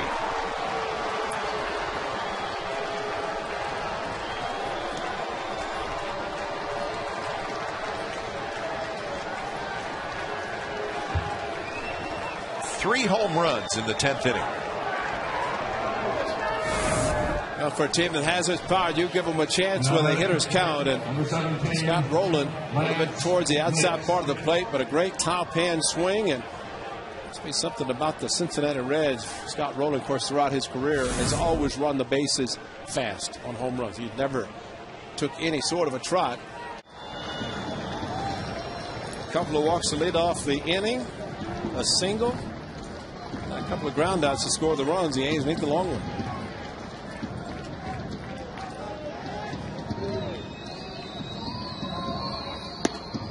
That's high, 3-2. That's why I think you waste a pitch 0-2, try to get a hitter to swing at a pitch over his head. He's not going to do it. And all you're doing is it's a waste of time. Exactly. Well, and then you're just adding to a. Now he's come to a 3-2 pitch, and may not give into it either. Payoff pitch, swing and a miss. He struck him out. He went off speed, and Cuss strikes out, and that's the ball game. Well, the A's battled back, and they did it in the 9th and again in the 10th, but they come up short. And the Cincinnati Reds take game 1 of this 3-game series by a final score of 6-4 in 10 innings. Now the changeup, first base open. You don't think about it when you're up a couple of runs, but sometimes you see pitchers do that, just figuring they're not going to give in to a power hitter. He did not, and got the strikeout. Come on. It looks like Cordero is going to get a win. Yep. Won't say man a win. Michael Wirtz still hitting. We had a chance to blow another save on him. Dusty was not going to waste any time, and see that more often than not. They're going to take a chance and just keep going with the guys not throwing strikes. Well, the A's have now lost 5 of their last 6. They were hoping after the tough road trip that coming home. A gorgeous day in the Bay Area for baseball as we welcome you to Oakland. The big league schedule gets off to an early start this Wednesday as we bring you the series finale between the Cincinnati Reds and the Oakland A's.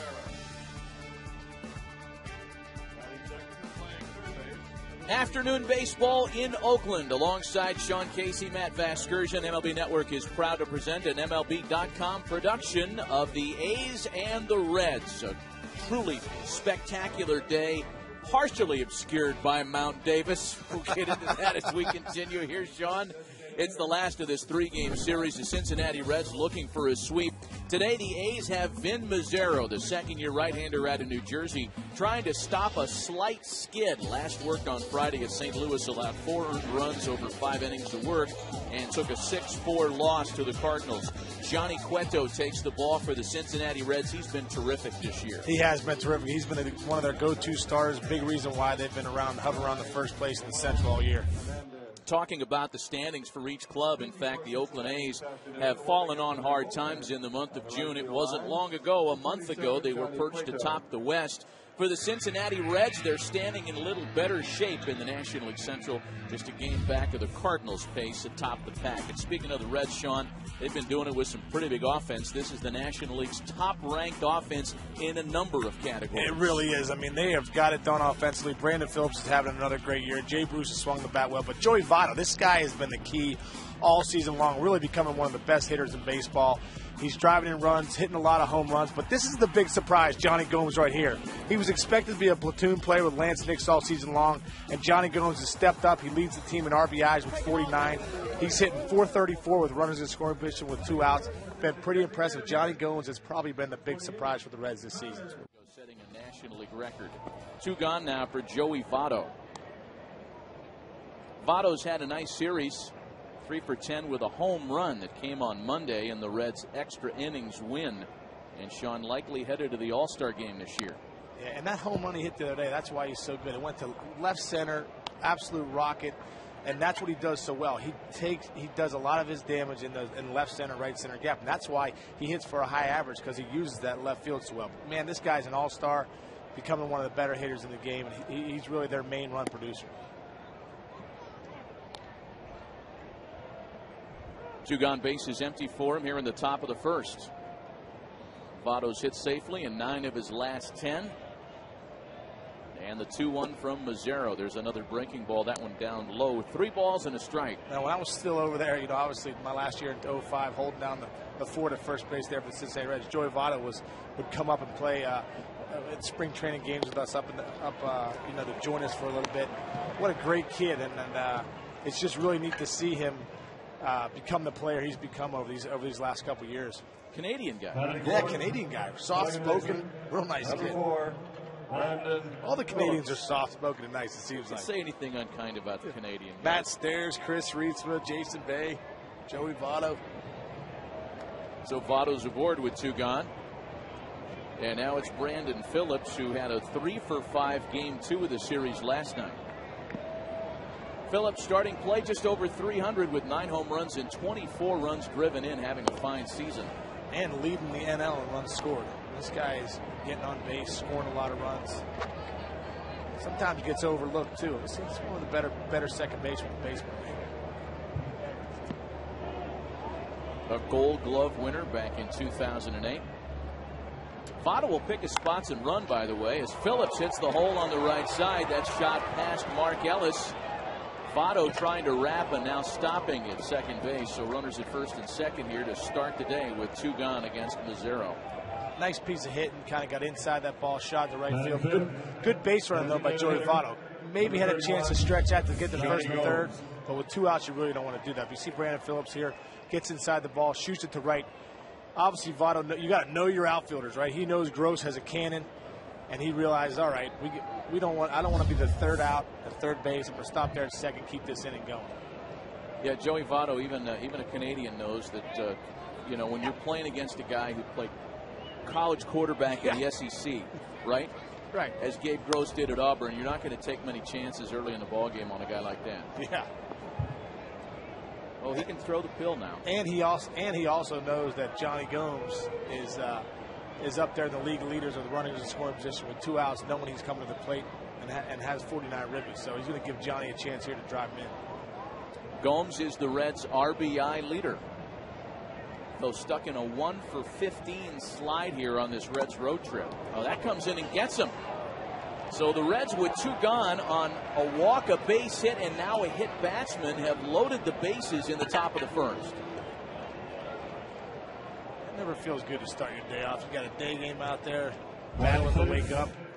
First at bat, you wear one right in the hand. Ooh, missed.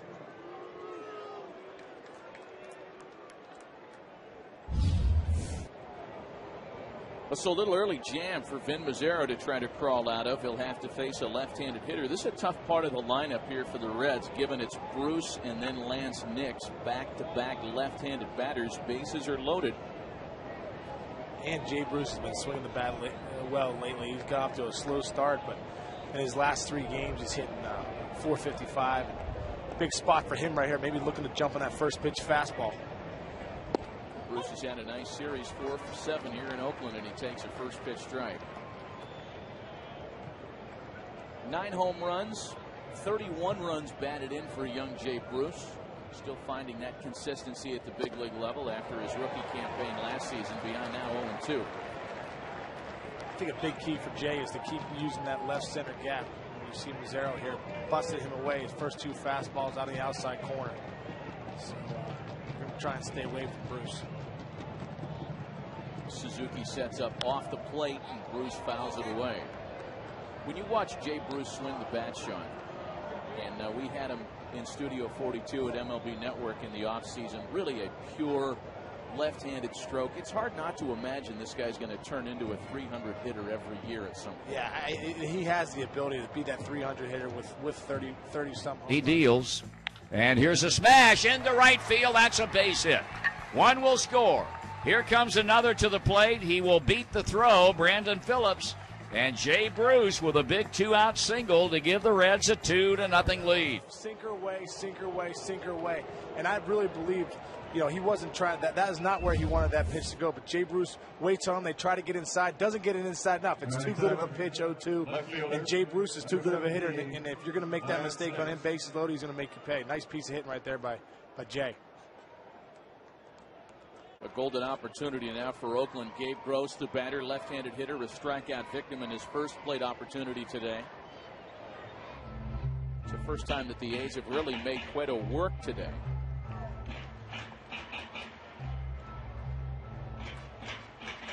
Just a hit through his first 3. 2 hits have come here in the 4th inning.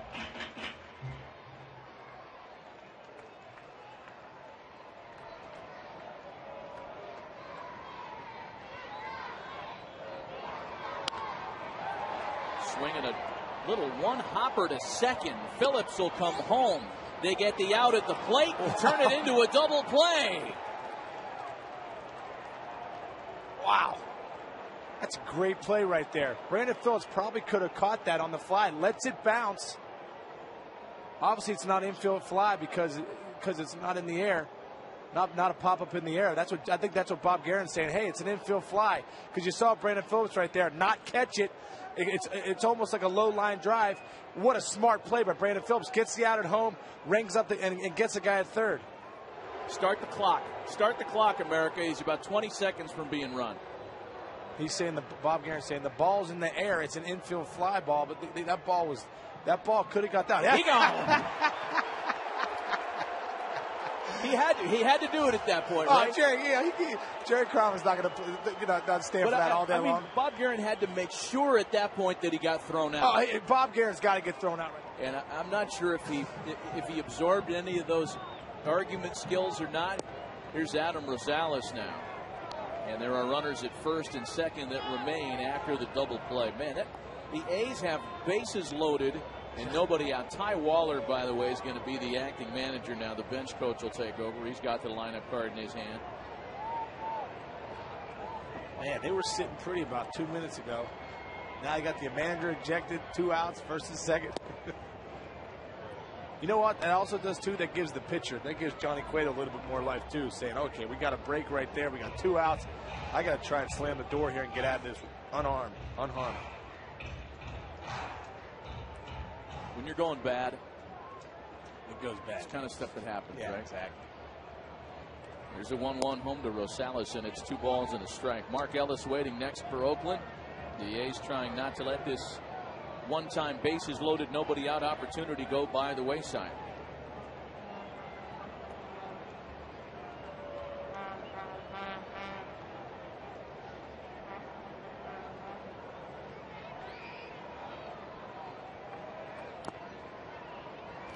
Adam Rosales not with great numbers in situations like this one, just 4 for 22. with runners in scoring position and 2 gone.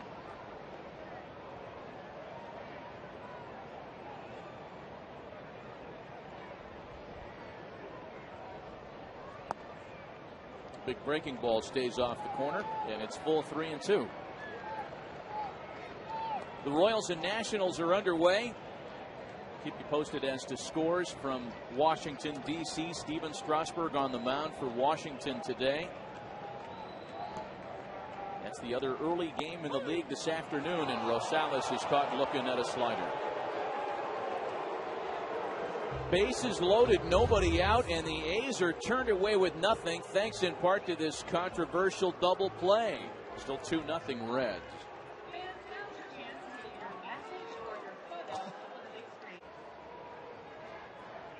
Here's Rajai Davis now with a man on and 1 away. Davis was hit by a pitch and has grounded to second today.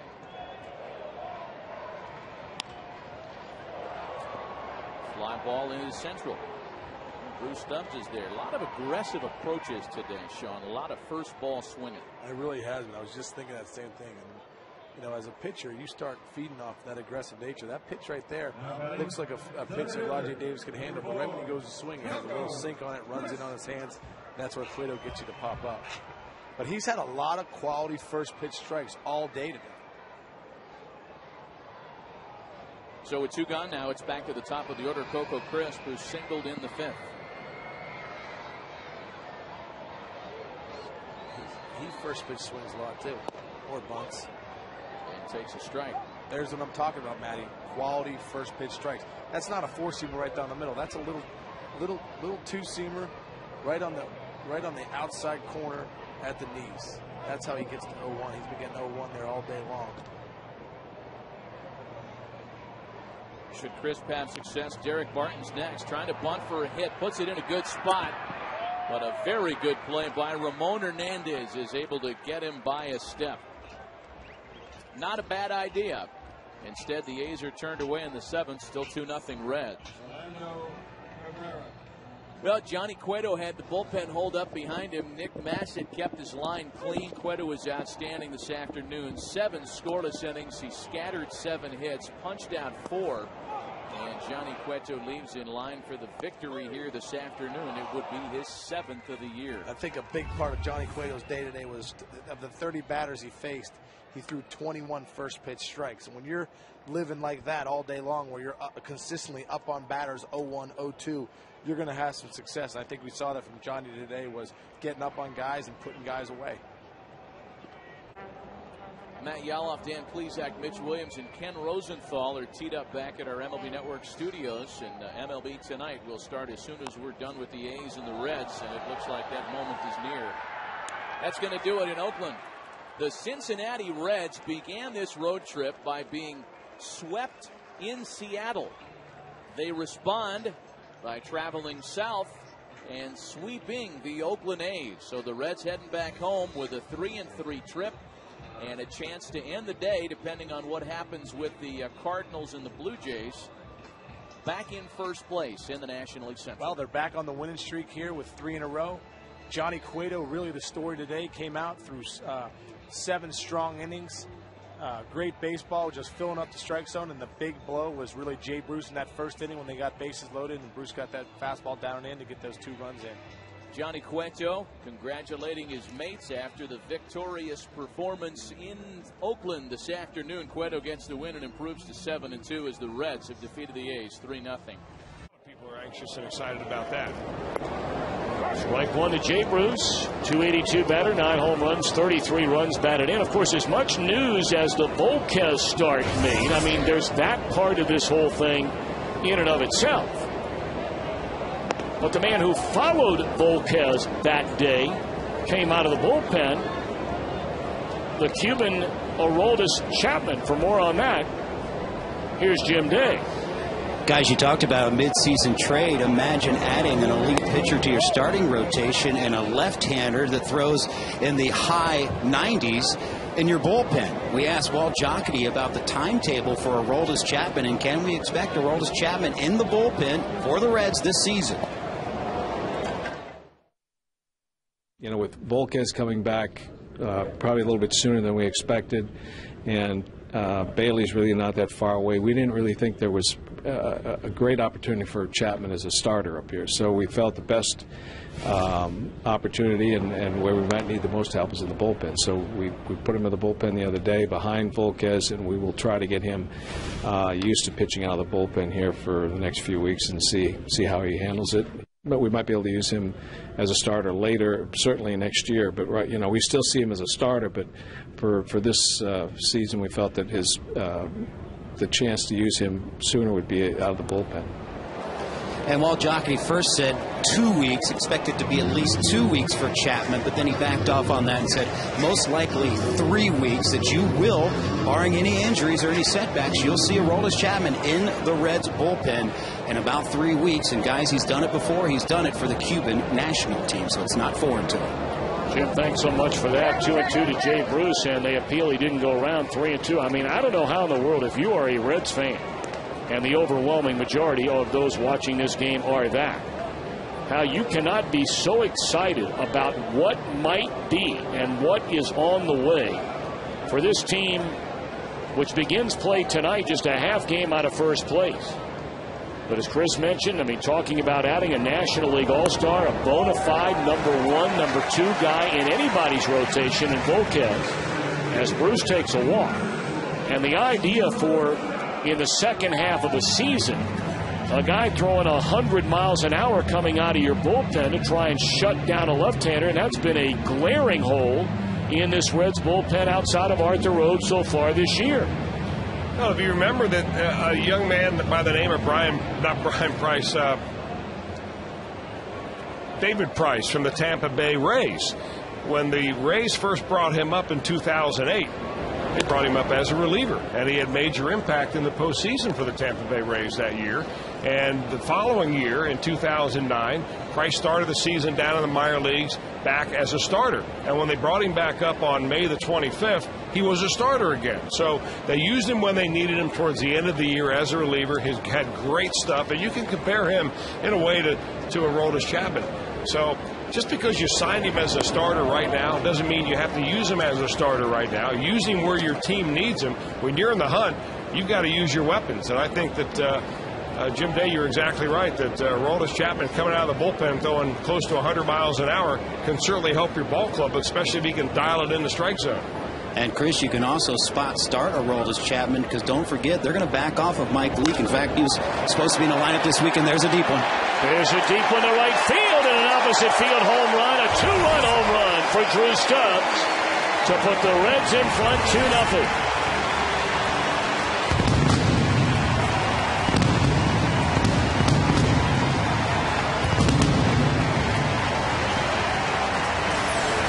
We highlighted the Reds outfield a little bit in our open tonight to show you how good this outfield was, and I particularly talked about the two young guys, Drew Stubbs and Jay Bruce. Well, Jay Bruce preceded this 2-0 home run by Drew Stubbs with a terrific at-bat where he worked the base on balls to lead the inning off, or to get on base in front of Stubbs. And what does Stubbs do? Takes a 2-0 pitch the other way for a home run, going with the pitch. That'll put a smile on your face. Home run number 8 for Drew Stubbs. He now has 33 runs batted in. His first home run the other way. Base hit by Brandon Phillips.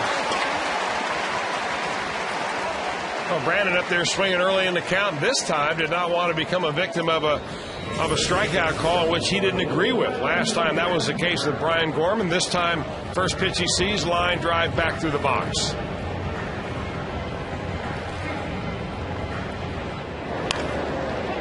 That is a base hit off the glove of the diving Peralta. And look at Brandon Phillips coming all the way to third. And Cabrera now to second. Throw there's going to be late. Good, hard, aggressive base running by the Reds. Rather than first and second, it's second and third. Boy, the extra effort you put into base running, it's hard to quantify on your scorecard, but boy, it makes such a huge difference in the outcome of a game. A great effort by Peralta right there just to put a glove on it. Because if it gets by him, it's certainly a double going down the line. The Reds go easy second to third, but this time they go to second and third again, mainly because of the good hustle by Brandon Phillips. Nice to see him playing on top of his game. And, of course, Orlando comes in there at second base. And great run opportunity now for Joey Votto.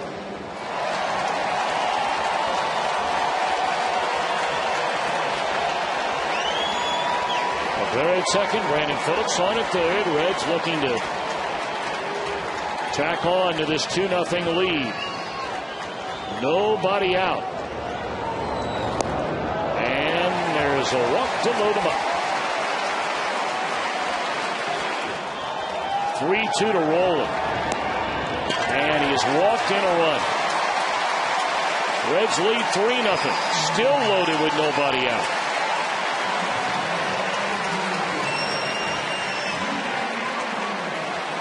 Under control. In the air, left center field.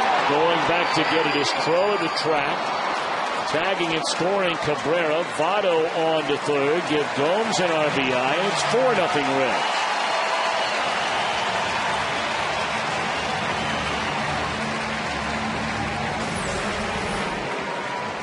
Well, you see the leg movement right there by Johnny Gomes with 2 strikes is not nearly as dramatic or exaggerated as he does early in the count. He's trying to make contact right there. And this is the adjustment that Johnny Gomes has made this year to make himself a solid everyday player. I mean, up until this year, Johnny didn't have much in the way of everyday playing time. He never had a chance. And so every time he went to the plate, he's playing Powder River. He's trying to hit the ball into the second deck. And people got the reputation, or he got the reputation of being able only to go up there and hit fastballs and swing hard. Well, he's shown everybody that he's a pretty smart hitter. 0-1 to Jay Bruce. He walked and scored on a 2-run home run by Drew Stubbs an inning ago. He had a real good at bat, though. You know, he got behind in the count to Laffey, and Laffey threw him a lot of pitches that Bruce fouled off, eventually worked the walk. Surge into left field. Making the catch turns, but no chance to throw out Votto at the plate. Another sac fly RBI. And the Reds now lead 5-0. Well, those are 2 examples of the argument you hear guys say sometimes in this Moneyball era about strikeouts aren't a big deal. Boy, this inning is proof positive that that kind of talk is just nonsense. Well, in this ballpark especially.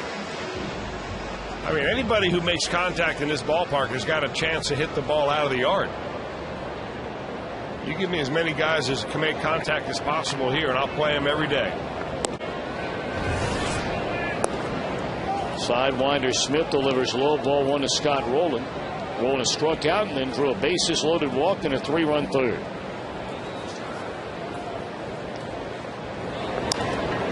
In the air down the left field line. If it's fair, it's gone. It is fair and gone.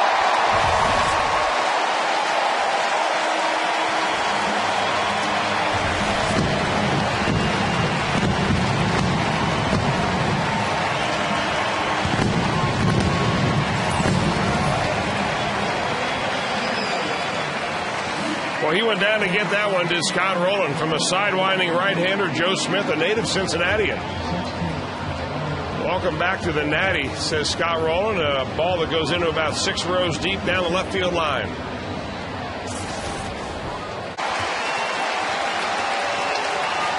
And now the 2-2.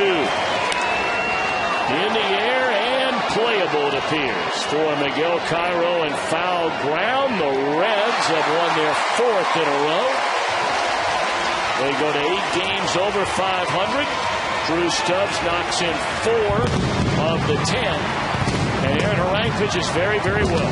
Yeah, he did pitch very, very well. Back-to-back good starts for Aaron Harang, and that's what the Reds needed. A good, solid outing. They gave him support tonight, unlike they did early in the year. And Dusty Baker sees his team cruise right along on 12 hits. They played good defense tonight, the Reds did. The Indians did not. I think that was a big difference in this ball game. So, celebrating Irish Heritage Night. Dusty Baker and his clan take care of the Indians 10-3. And we'll be back with more from Great American Ballpark after this timeout on Fox Sports Ohio. Well, the Reds need a win in this game to stay a half game ahead of that St. Louis Cardinal team, which played and won today at Kansas City 5-3.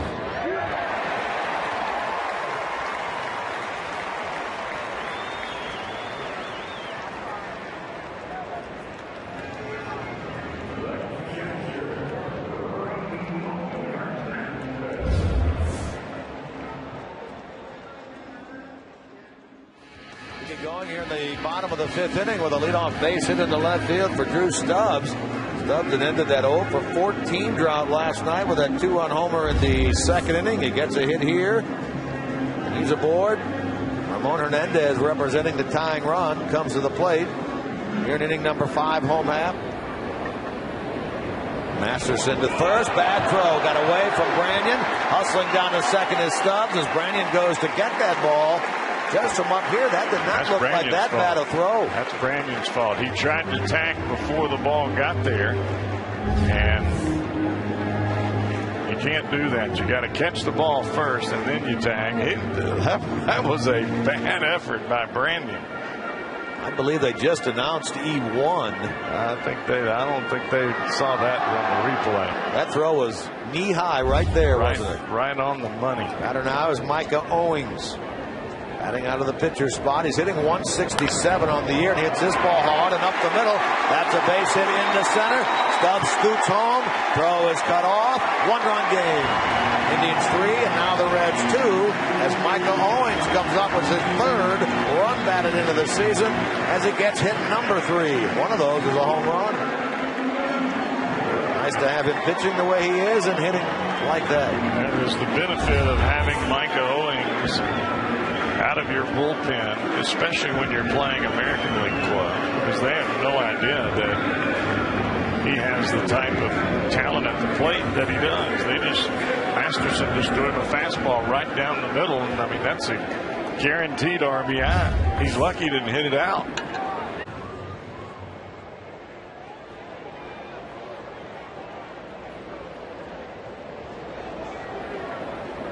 Justin Masterson back to the mound. He's sitting at 75 pitches, but well, he looks like he is worn out there, doesn't he? He really does. He took the mound, could hardly bend over to pick up the baseball, and the first 2 pitches are out of the strike zone, and that's how he started the 5th, and things just get worse. He hit a 1-2-3 second and third, and a 4-batter 4th. The 5th was not kind to him. There's a slow tapper third base side. This is going to be an infield hit for Jay Bruce. He's aboard, and that's the go-ahead run on to start the bottom of the 6th inning. When you get that much fatigue going on, you start to make mental errors, and that was a mental error by the pitcher Masterson. He had no play on Jay Bruce. He should have let Peralta field the baseball. Peralta would have at least been able to make a throw. I don't know if they could have gotten him, but as a pitcher, you just got to get out of the way. Jay extends his hitting streak now. That infield hit to 6 games, equals his longest of the year. In fact, it's the 3rd time he's had a 6-game streak this year. He carries the go-ahead run at first. Here's Nix, hammers it hard, but foul. Pass first base for strike 1. Jay Bruce came into this game with 5 consecutive hits, 5 for his last 5, 7 for his last 8, and had been on base 7 straight plate appearances and 9 of his last 10. That's how hot he's been. Well, his position at first base here may create the hole for Nix on that side. Nix has hit the ball that way twice. Big cut and a miss. He's in the hole, no balls and 2 strikes. Remember, Nix had that big series in the first 2 games up at Cleveland. He went 6 for 9 with 2 home runs and 5 RBIs in the first 2 games of that series. He was smoking hot. He takes one in the dirt. It bounces away to the third base side, and down to second goes Bruce in scoring position with nobody out. Well, that is a tough break for Masterson, and you can see the youth in Carlos Santana behind the plate. His defensive skills not quite have caught up with the offensive skills, and couldn't quite get that ball blocked in front of home plate, and it allows Bruce to move down into scoring position. Reds have action now in their pen. Arthur Rhodes, the left-hander, up and throwing. Nix lines one over the head of the shortstop and into left center. That's a base hit. Here comes Bruce. He'll score standing up. And the Reds, who trailed 3-1, now lead at 4-3 here in the bottom of the sixth as Lance Nix comes up with his 12th run batted into the year. And he smoked that ball over the head of the shortstop, Hernandez. That is now the 7th base hit for Lance Nix in this series and his 6th RBI. Batter will be Drew Stubbs. Reds trailed 1-0, tied it at 1, fell behind in the 4th, 3-1. Scored 2 in the bottom of the 5th to tie this game. Now have taken their first lead of the evening at 4-3. A big hit by Lance Nix. And when I say series, I'm talking about the Ohio Cup series, the whole 6 shebang. He's in line possibly to be the most outstanding player of the series, the MOP. He really is. You can really see Stubbs continuing to try to drive that ball the other way. Hit that home run last night. It looked like it was put on a tee for him to hit the ball out there. At 3-2, Masterson misses high for ball 4. He walks his 4th of the game. That sends Nix down to second base. All 3 Reds hitters have reached in this inning. Time is called. That's it. Here comes Manny Acta out of the dugout. The slow stroll out of the third base dugout to the mound. Acta pointed to the Reds bullpen. He wants one of our guys. He wants Arthur Rhodes, and I don't blame him, do you? 2 strikeouts and 2 wild pitches. Hernandez up there showing bunt, does bunt back to the mound. Herman gets it, throws low to first, but Jason Nix digs it out. Sacrifice bunt goes 1-4, executed by Hernandez. And the runners move to second and third with 1 out. Ramon Hernandez can flat out handle the baseball bat. Every time they've asked him to bunt, he's been able to put the bunt down in perfect order. When they've asked him to hit and run, he's been able to hit the ball on the ground the other way. Really handles the bat well. You couldn't have thrown that out there with your hand any better than how he bunted that ball there. Now the Reds will go to the bench, and Miguel Cairo will come on to pinch hit for Daniel Ray Herrera. And so Daniel Ray faced 1 batter. Crow is able to retire him. He right now stands as the pitcher of record in this game. Arthur Rhodes has been throwing in the bullpen. That was a big out to get. Sure was, wasn't it? He turned Crow around. He hit from the right side, and he grounded out to third. And now it's Miguel Cairo hitting .279 overall with a couple of home runs and 9 RBIs. 2 for 18 for Cairo as a pinch hitter. When you've got a night like tonight where it's muggy and hot and everybody just seems like they're on their last breath of air, momentum is everything. Indians bring the infield in. The pitch rides in on Cairo. He tried to check his swing and get the bat out of the way. Was unsuccessful in doing so. And then the foul ball caught the catcher Santana, who gets up and tries to walk it off back there. Strike 1. Ball looked like it fouled off the bat and then onto the left knee shin guard of Santana. Cairo trying to get the job done. Well, they are playing the infield tight, are the Indians. They want to cut that run down at home plate. Reds buy a run at 4-3. Cairo swings and lifts one toward right field. Chu is in position, comes on, makes the catch. Runner tags, throw coming home. That ball is not in time, and the run scores. Crossing the plate for the Reds, tagging from third was Nix. And the Reds have a 2-run lead now at 5-3 here in the bottom of the sixth. Chu got himself a pretty good throwing position. Again, Santana was out in front of the plate, had to reach back for the tag. And I don't blame him not wanting to get in the way of Lance Nix, though. Well, he did the same thing in last night's ball game, and it cost him a run. In this situation, it probably saved him his life. Had he caught that ball sitting on home plate, Nix would have killed him. And instead of trying to make the tag and block the plate, he actually moved out of the way. Wow. I don't think I've ever seen a catcher move out of the way and try not to get, instead of catching the ball and tagging him, he just moved out of the way to try not to get hurt. And he had the ball. It's a 5-3 Reds lead now with Brandon Phillips coming up. Take a quick look at our Geico scoreboard stumper.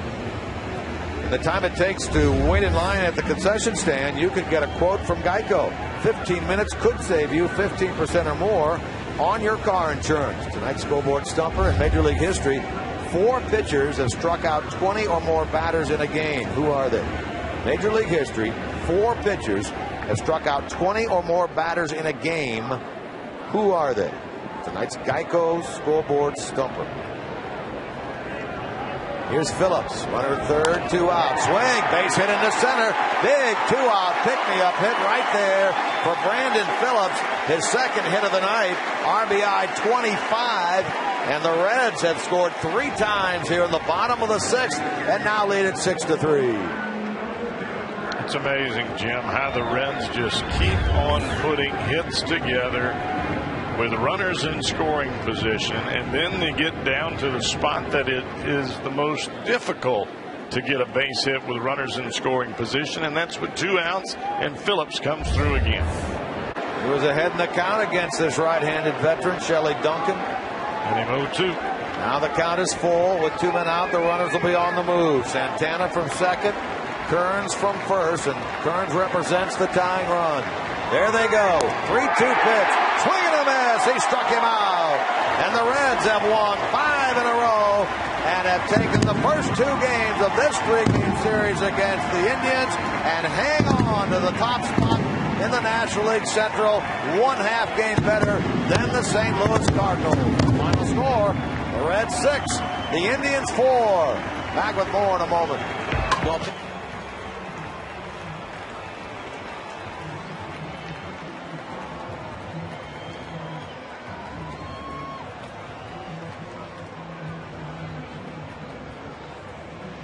Following is a presentation of Fox Sports.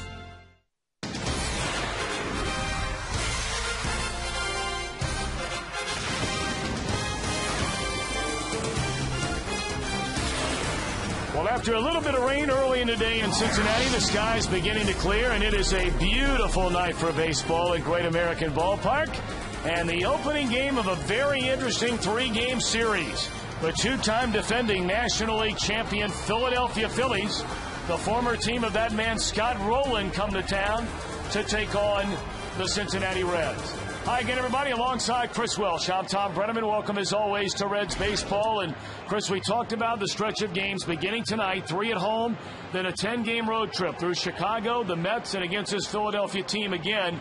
Well, you'll get a real idea, perhaps, where the Reds really are this season in terms of stacking up with the powers that be in the National League. You know, Tom, I like what you said to me after the game yesterday as we packed our stuff and left after that loss to the Indians. You said, tomorrow starts a big league series. And that's exactly what it is. When you get the world champion Philadelphia Phillies in here, these guys can mash and they can play well. So when you take an assessment of where you are as a Reds baseball team, what have you done against the good teams? What have you done against those teams who you should have beaten on paper anyway? So the Reds right now are 13-17 against teams with winning records out there, and they are 29-17 against teams with losing records. Now, first thing I see is they've played a lot more teams with losing records right now than they've played winning teams. So you hear what you've got on the docket coming up. The Philadelphia Phillies, they're over 500. The Chicago Cubs, even though they're under 500, they're always tough when they play Wrigley Field. No doubt about that. The Mets are over 500, and then you get the Phillies again on the road. This is not an easy 14-game stretch by any means. Which prompts our Brandon Phillips Geico Direct quote of the game after yesterday's game, talking about these upcoming games. We'll find out how good we really are.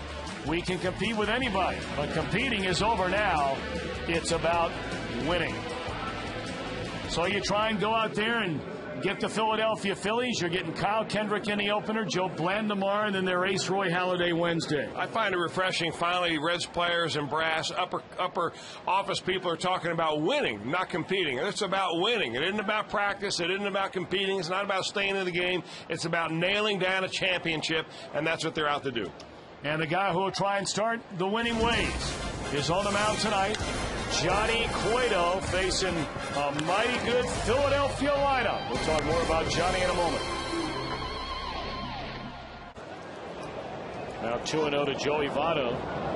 And that ball ripped into right field, and this will go beyond the reach of Jason Worth, and this will be a 2-base hit for Votto. So Cabrera thrown out, trying to steal with Votto at the plate. Kind of interesting, though, Tom. You're getting a snapshot of aggressive baseball played by both these teams. Chase Utley tries to make a single into a double, and he's thrown out by Jay Bruce. What happens next? Ryan Howard hits a double, so it costs them a run. And here a little bit of daring do by Orlando Cabrera didn't pay off, and the next guy hits a double. So, you play aggressively. That's the way you live and die, by the sword, when you play games like this, and that's exactly what you should be doing. Playing hard. Now Scotty Rowland with 2 away and a runner in scoring position. And that ball's in the air down the left field line. Is it fair? Is it gone? It's a fair ball and a home run off the fair pole for Scotty Rowland.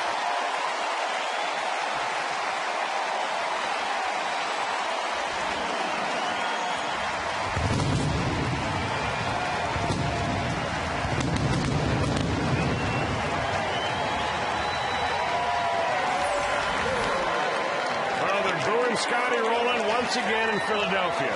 This swing of the bat, it looks like a sinker that caught a whole lot of the plate right there, rolling out in front of it a little bit, and it goes down, and the question was whether it was going to be fair or foul. And when it ricochets off the fair pole, it makes it an easy call. Oh, what a pick-me-up there for this Reds team. We got to look at those numbers a moment ago there by Kyle Kendrick, his 3rd time through the batting order. The numbers jump significantly. He had his troubles the 2nd time through the batting, and there's a rare miscue defensively by either team in this game tonight. I'm assuming that's an error on Chase Utley. I would think so. It's a routine play. He comes after it backhanded. I'm not so sure he couldn't have come at it more towards the ball and kept the ball in front of him. But he gets snagged with an error, and now Johnny Cueto will be on the base pass. The Reds have a leadoff man on. So now we begin that 3rd time through the batting order. Brandon Phillips twice has bounced out to Chase Utley.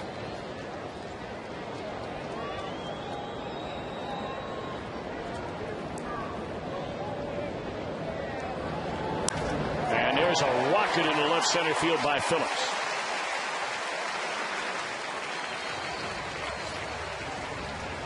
So now, of course, you ask yourself the question, if you're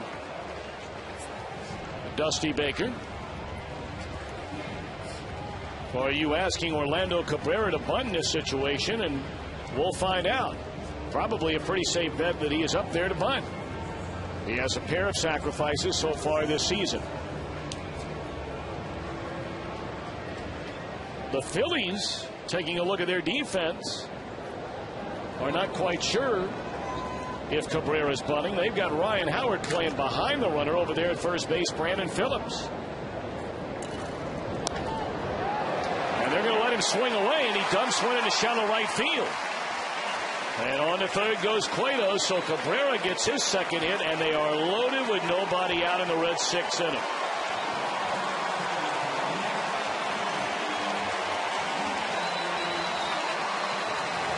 Well, you really never know what's going to open up the floodgates, but for Kyle Kendrick, who had been cruising right along and then gave up that 2-run home run to Scott Rowland, and then came back last inning, retired the Reds 1-2-3, and the air opens the gate. A base hit, a bloop base hit.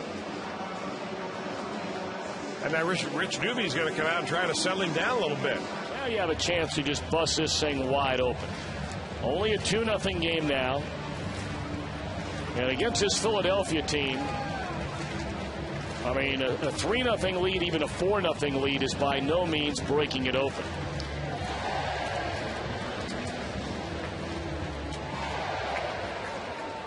Reds are hungry for more than that, with the heart of their lineup coming up.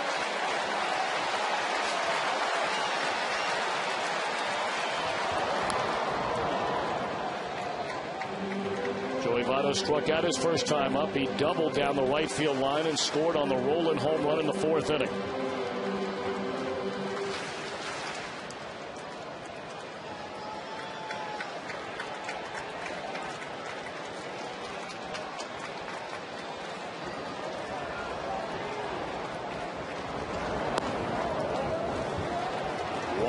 To Joey Votto. And this is where Joey Votto can really be a little less aggressive in this at bat. I mean, he's normally a pretty aggressive hitter, and they'll get the pitch inside and he'll swing at it. But you've got bases loaded, nowhere to put you here. At some point, he's got to throw a real strike.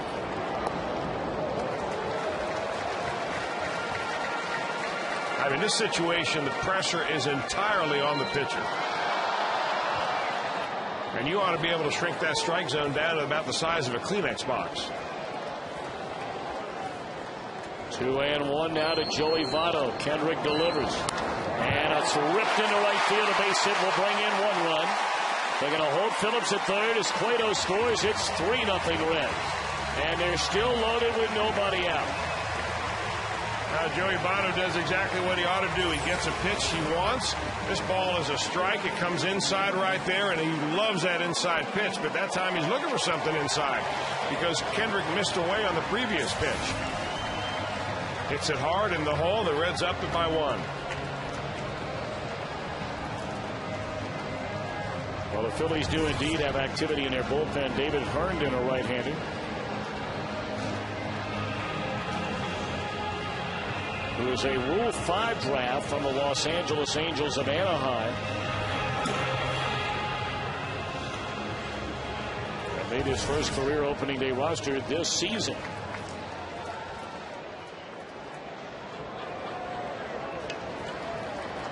Rolling a 2-run home run to left field off the fair pole his last time up. They're loaded with nobody out. 0-1.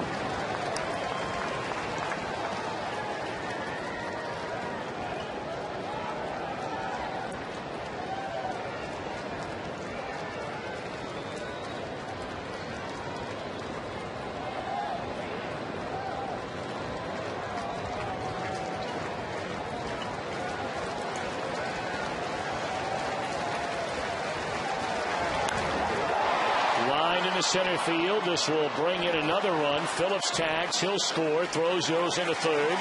Rolling 3 RBIs tonight. Reds lead 4-0.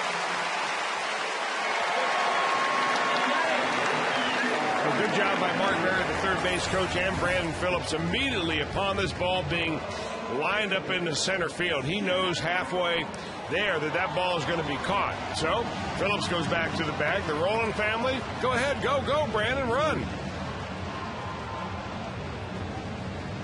And he drives in his 3rd run of the game to Scott Rowland.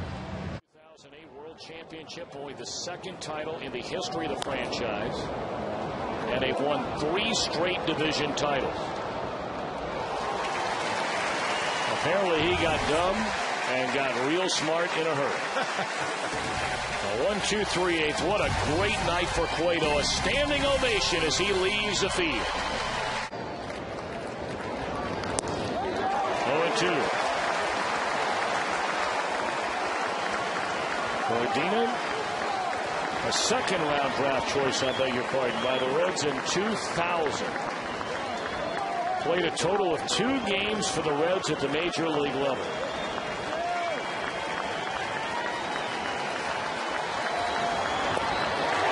Gray strikes him out, and that's that. A convincing 7-3 win in the opener, Chris, of this series. And what an effort by that young man right there, Johnny Cueto. You said it early on, Tom, that he stepped up and the Reds needed him big time. And the way the game began tonight, it didn't seem like Johnny Cueto would be around all that long. He struggled in the first couple of innings, got behind hitters. He ran a count full a lot.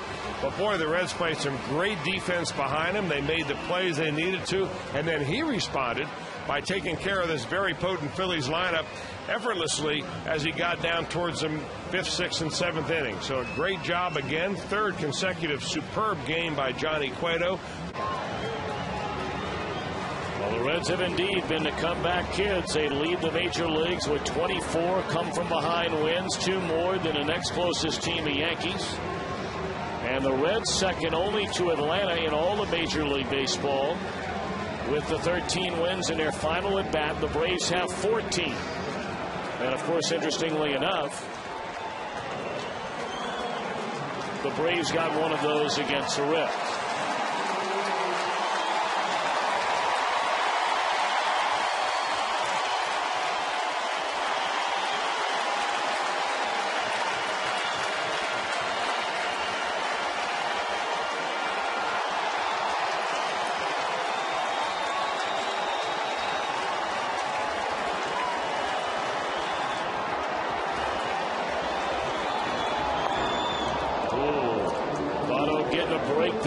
Excuse me swing, which rolls foul. Yeah, first pitch slider there by Brad Lidge, too. He is not going to chase, or at least challenge, Joey Votto with a heater on the first offering.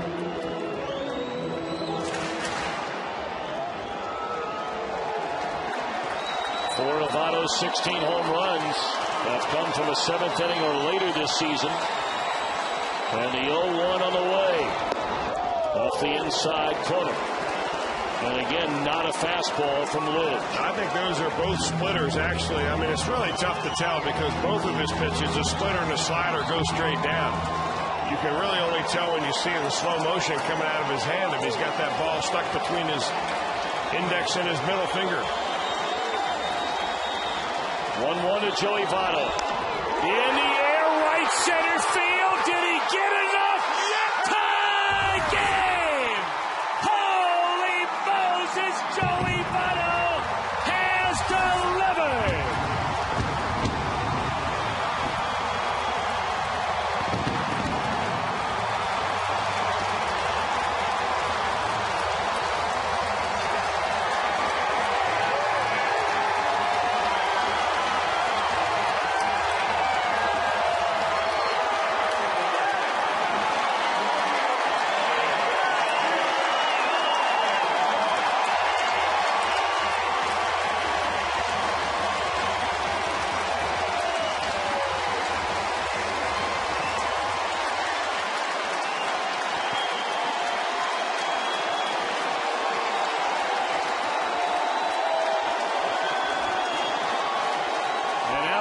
Taking care of that curtain call.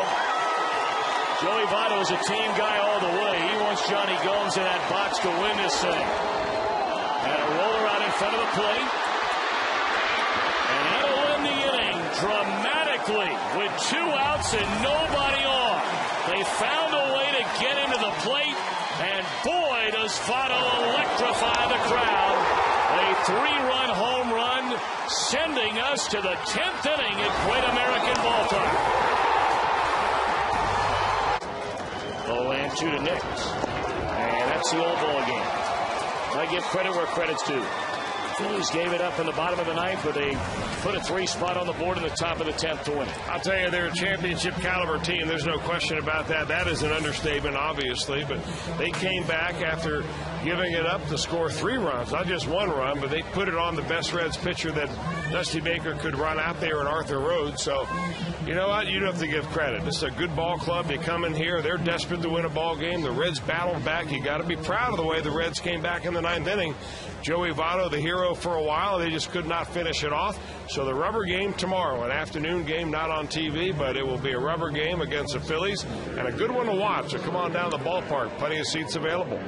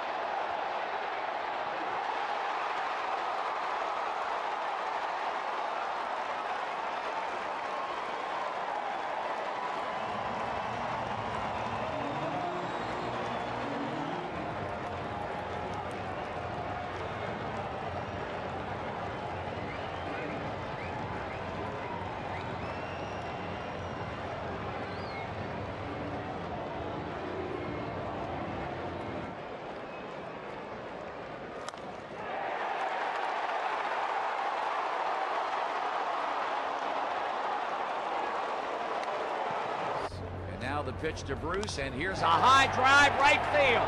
Did he get it all? The Reds lead by a run. He's done it 10 times this season, and this one takes the Reds to an 8th inning, 1-run lead.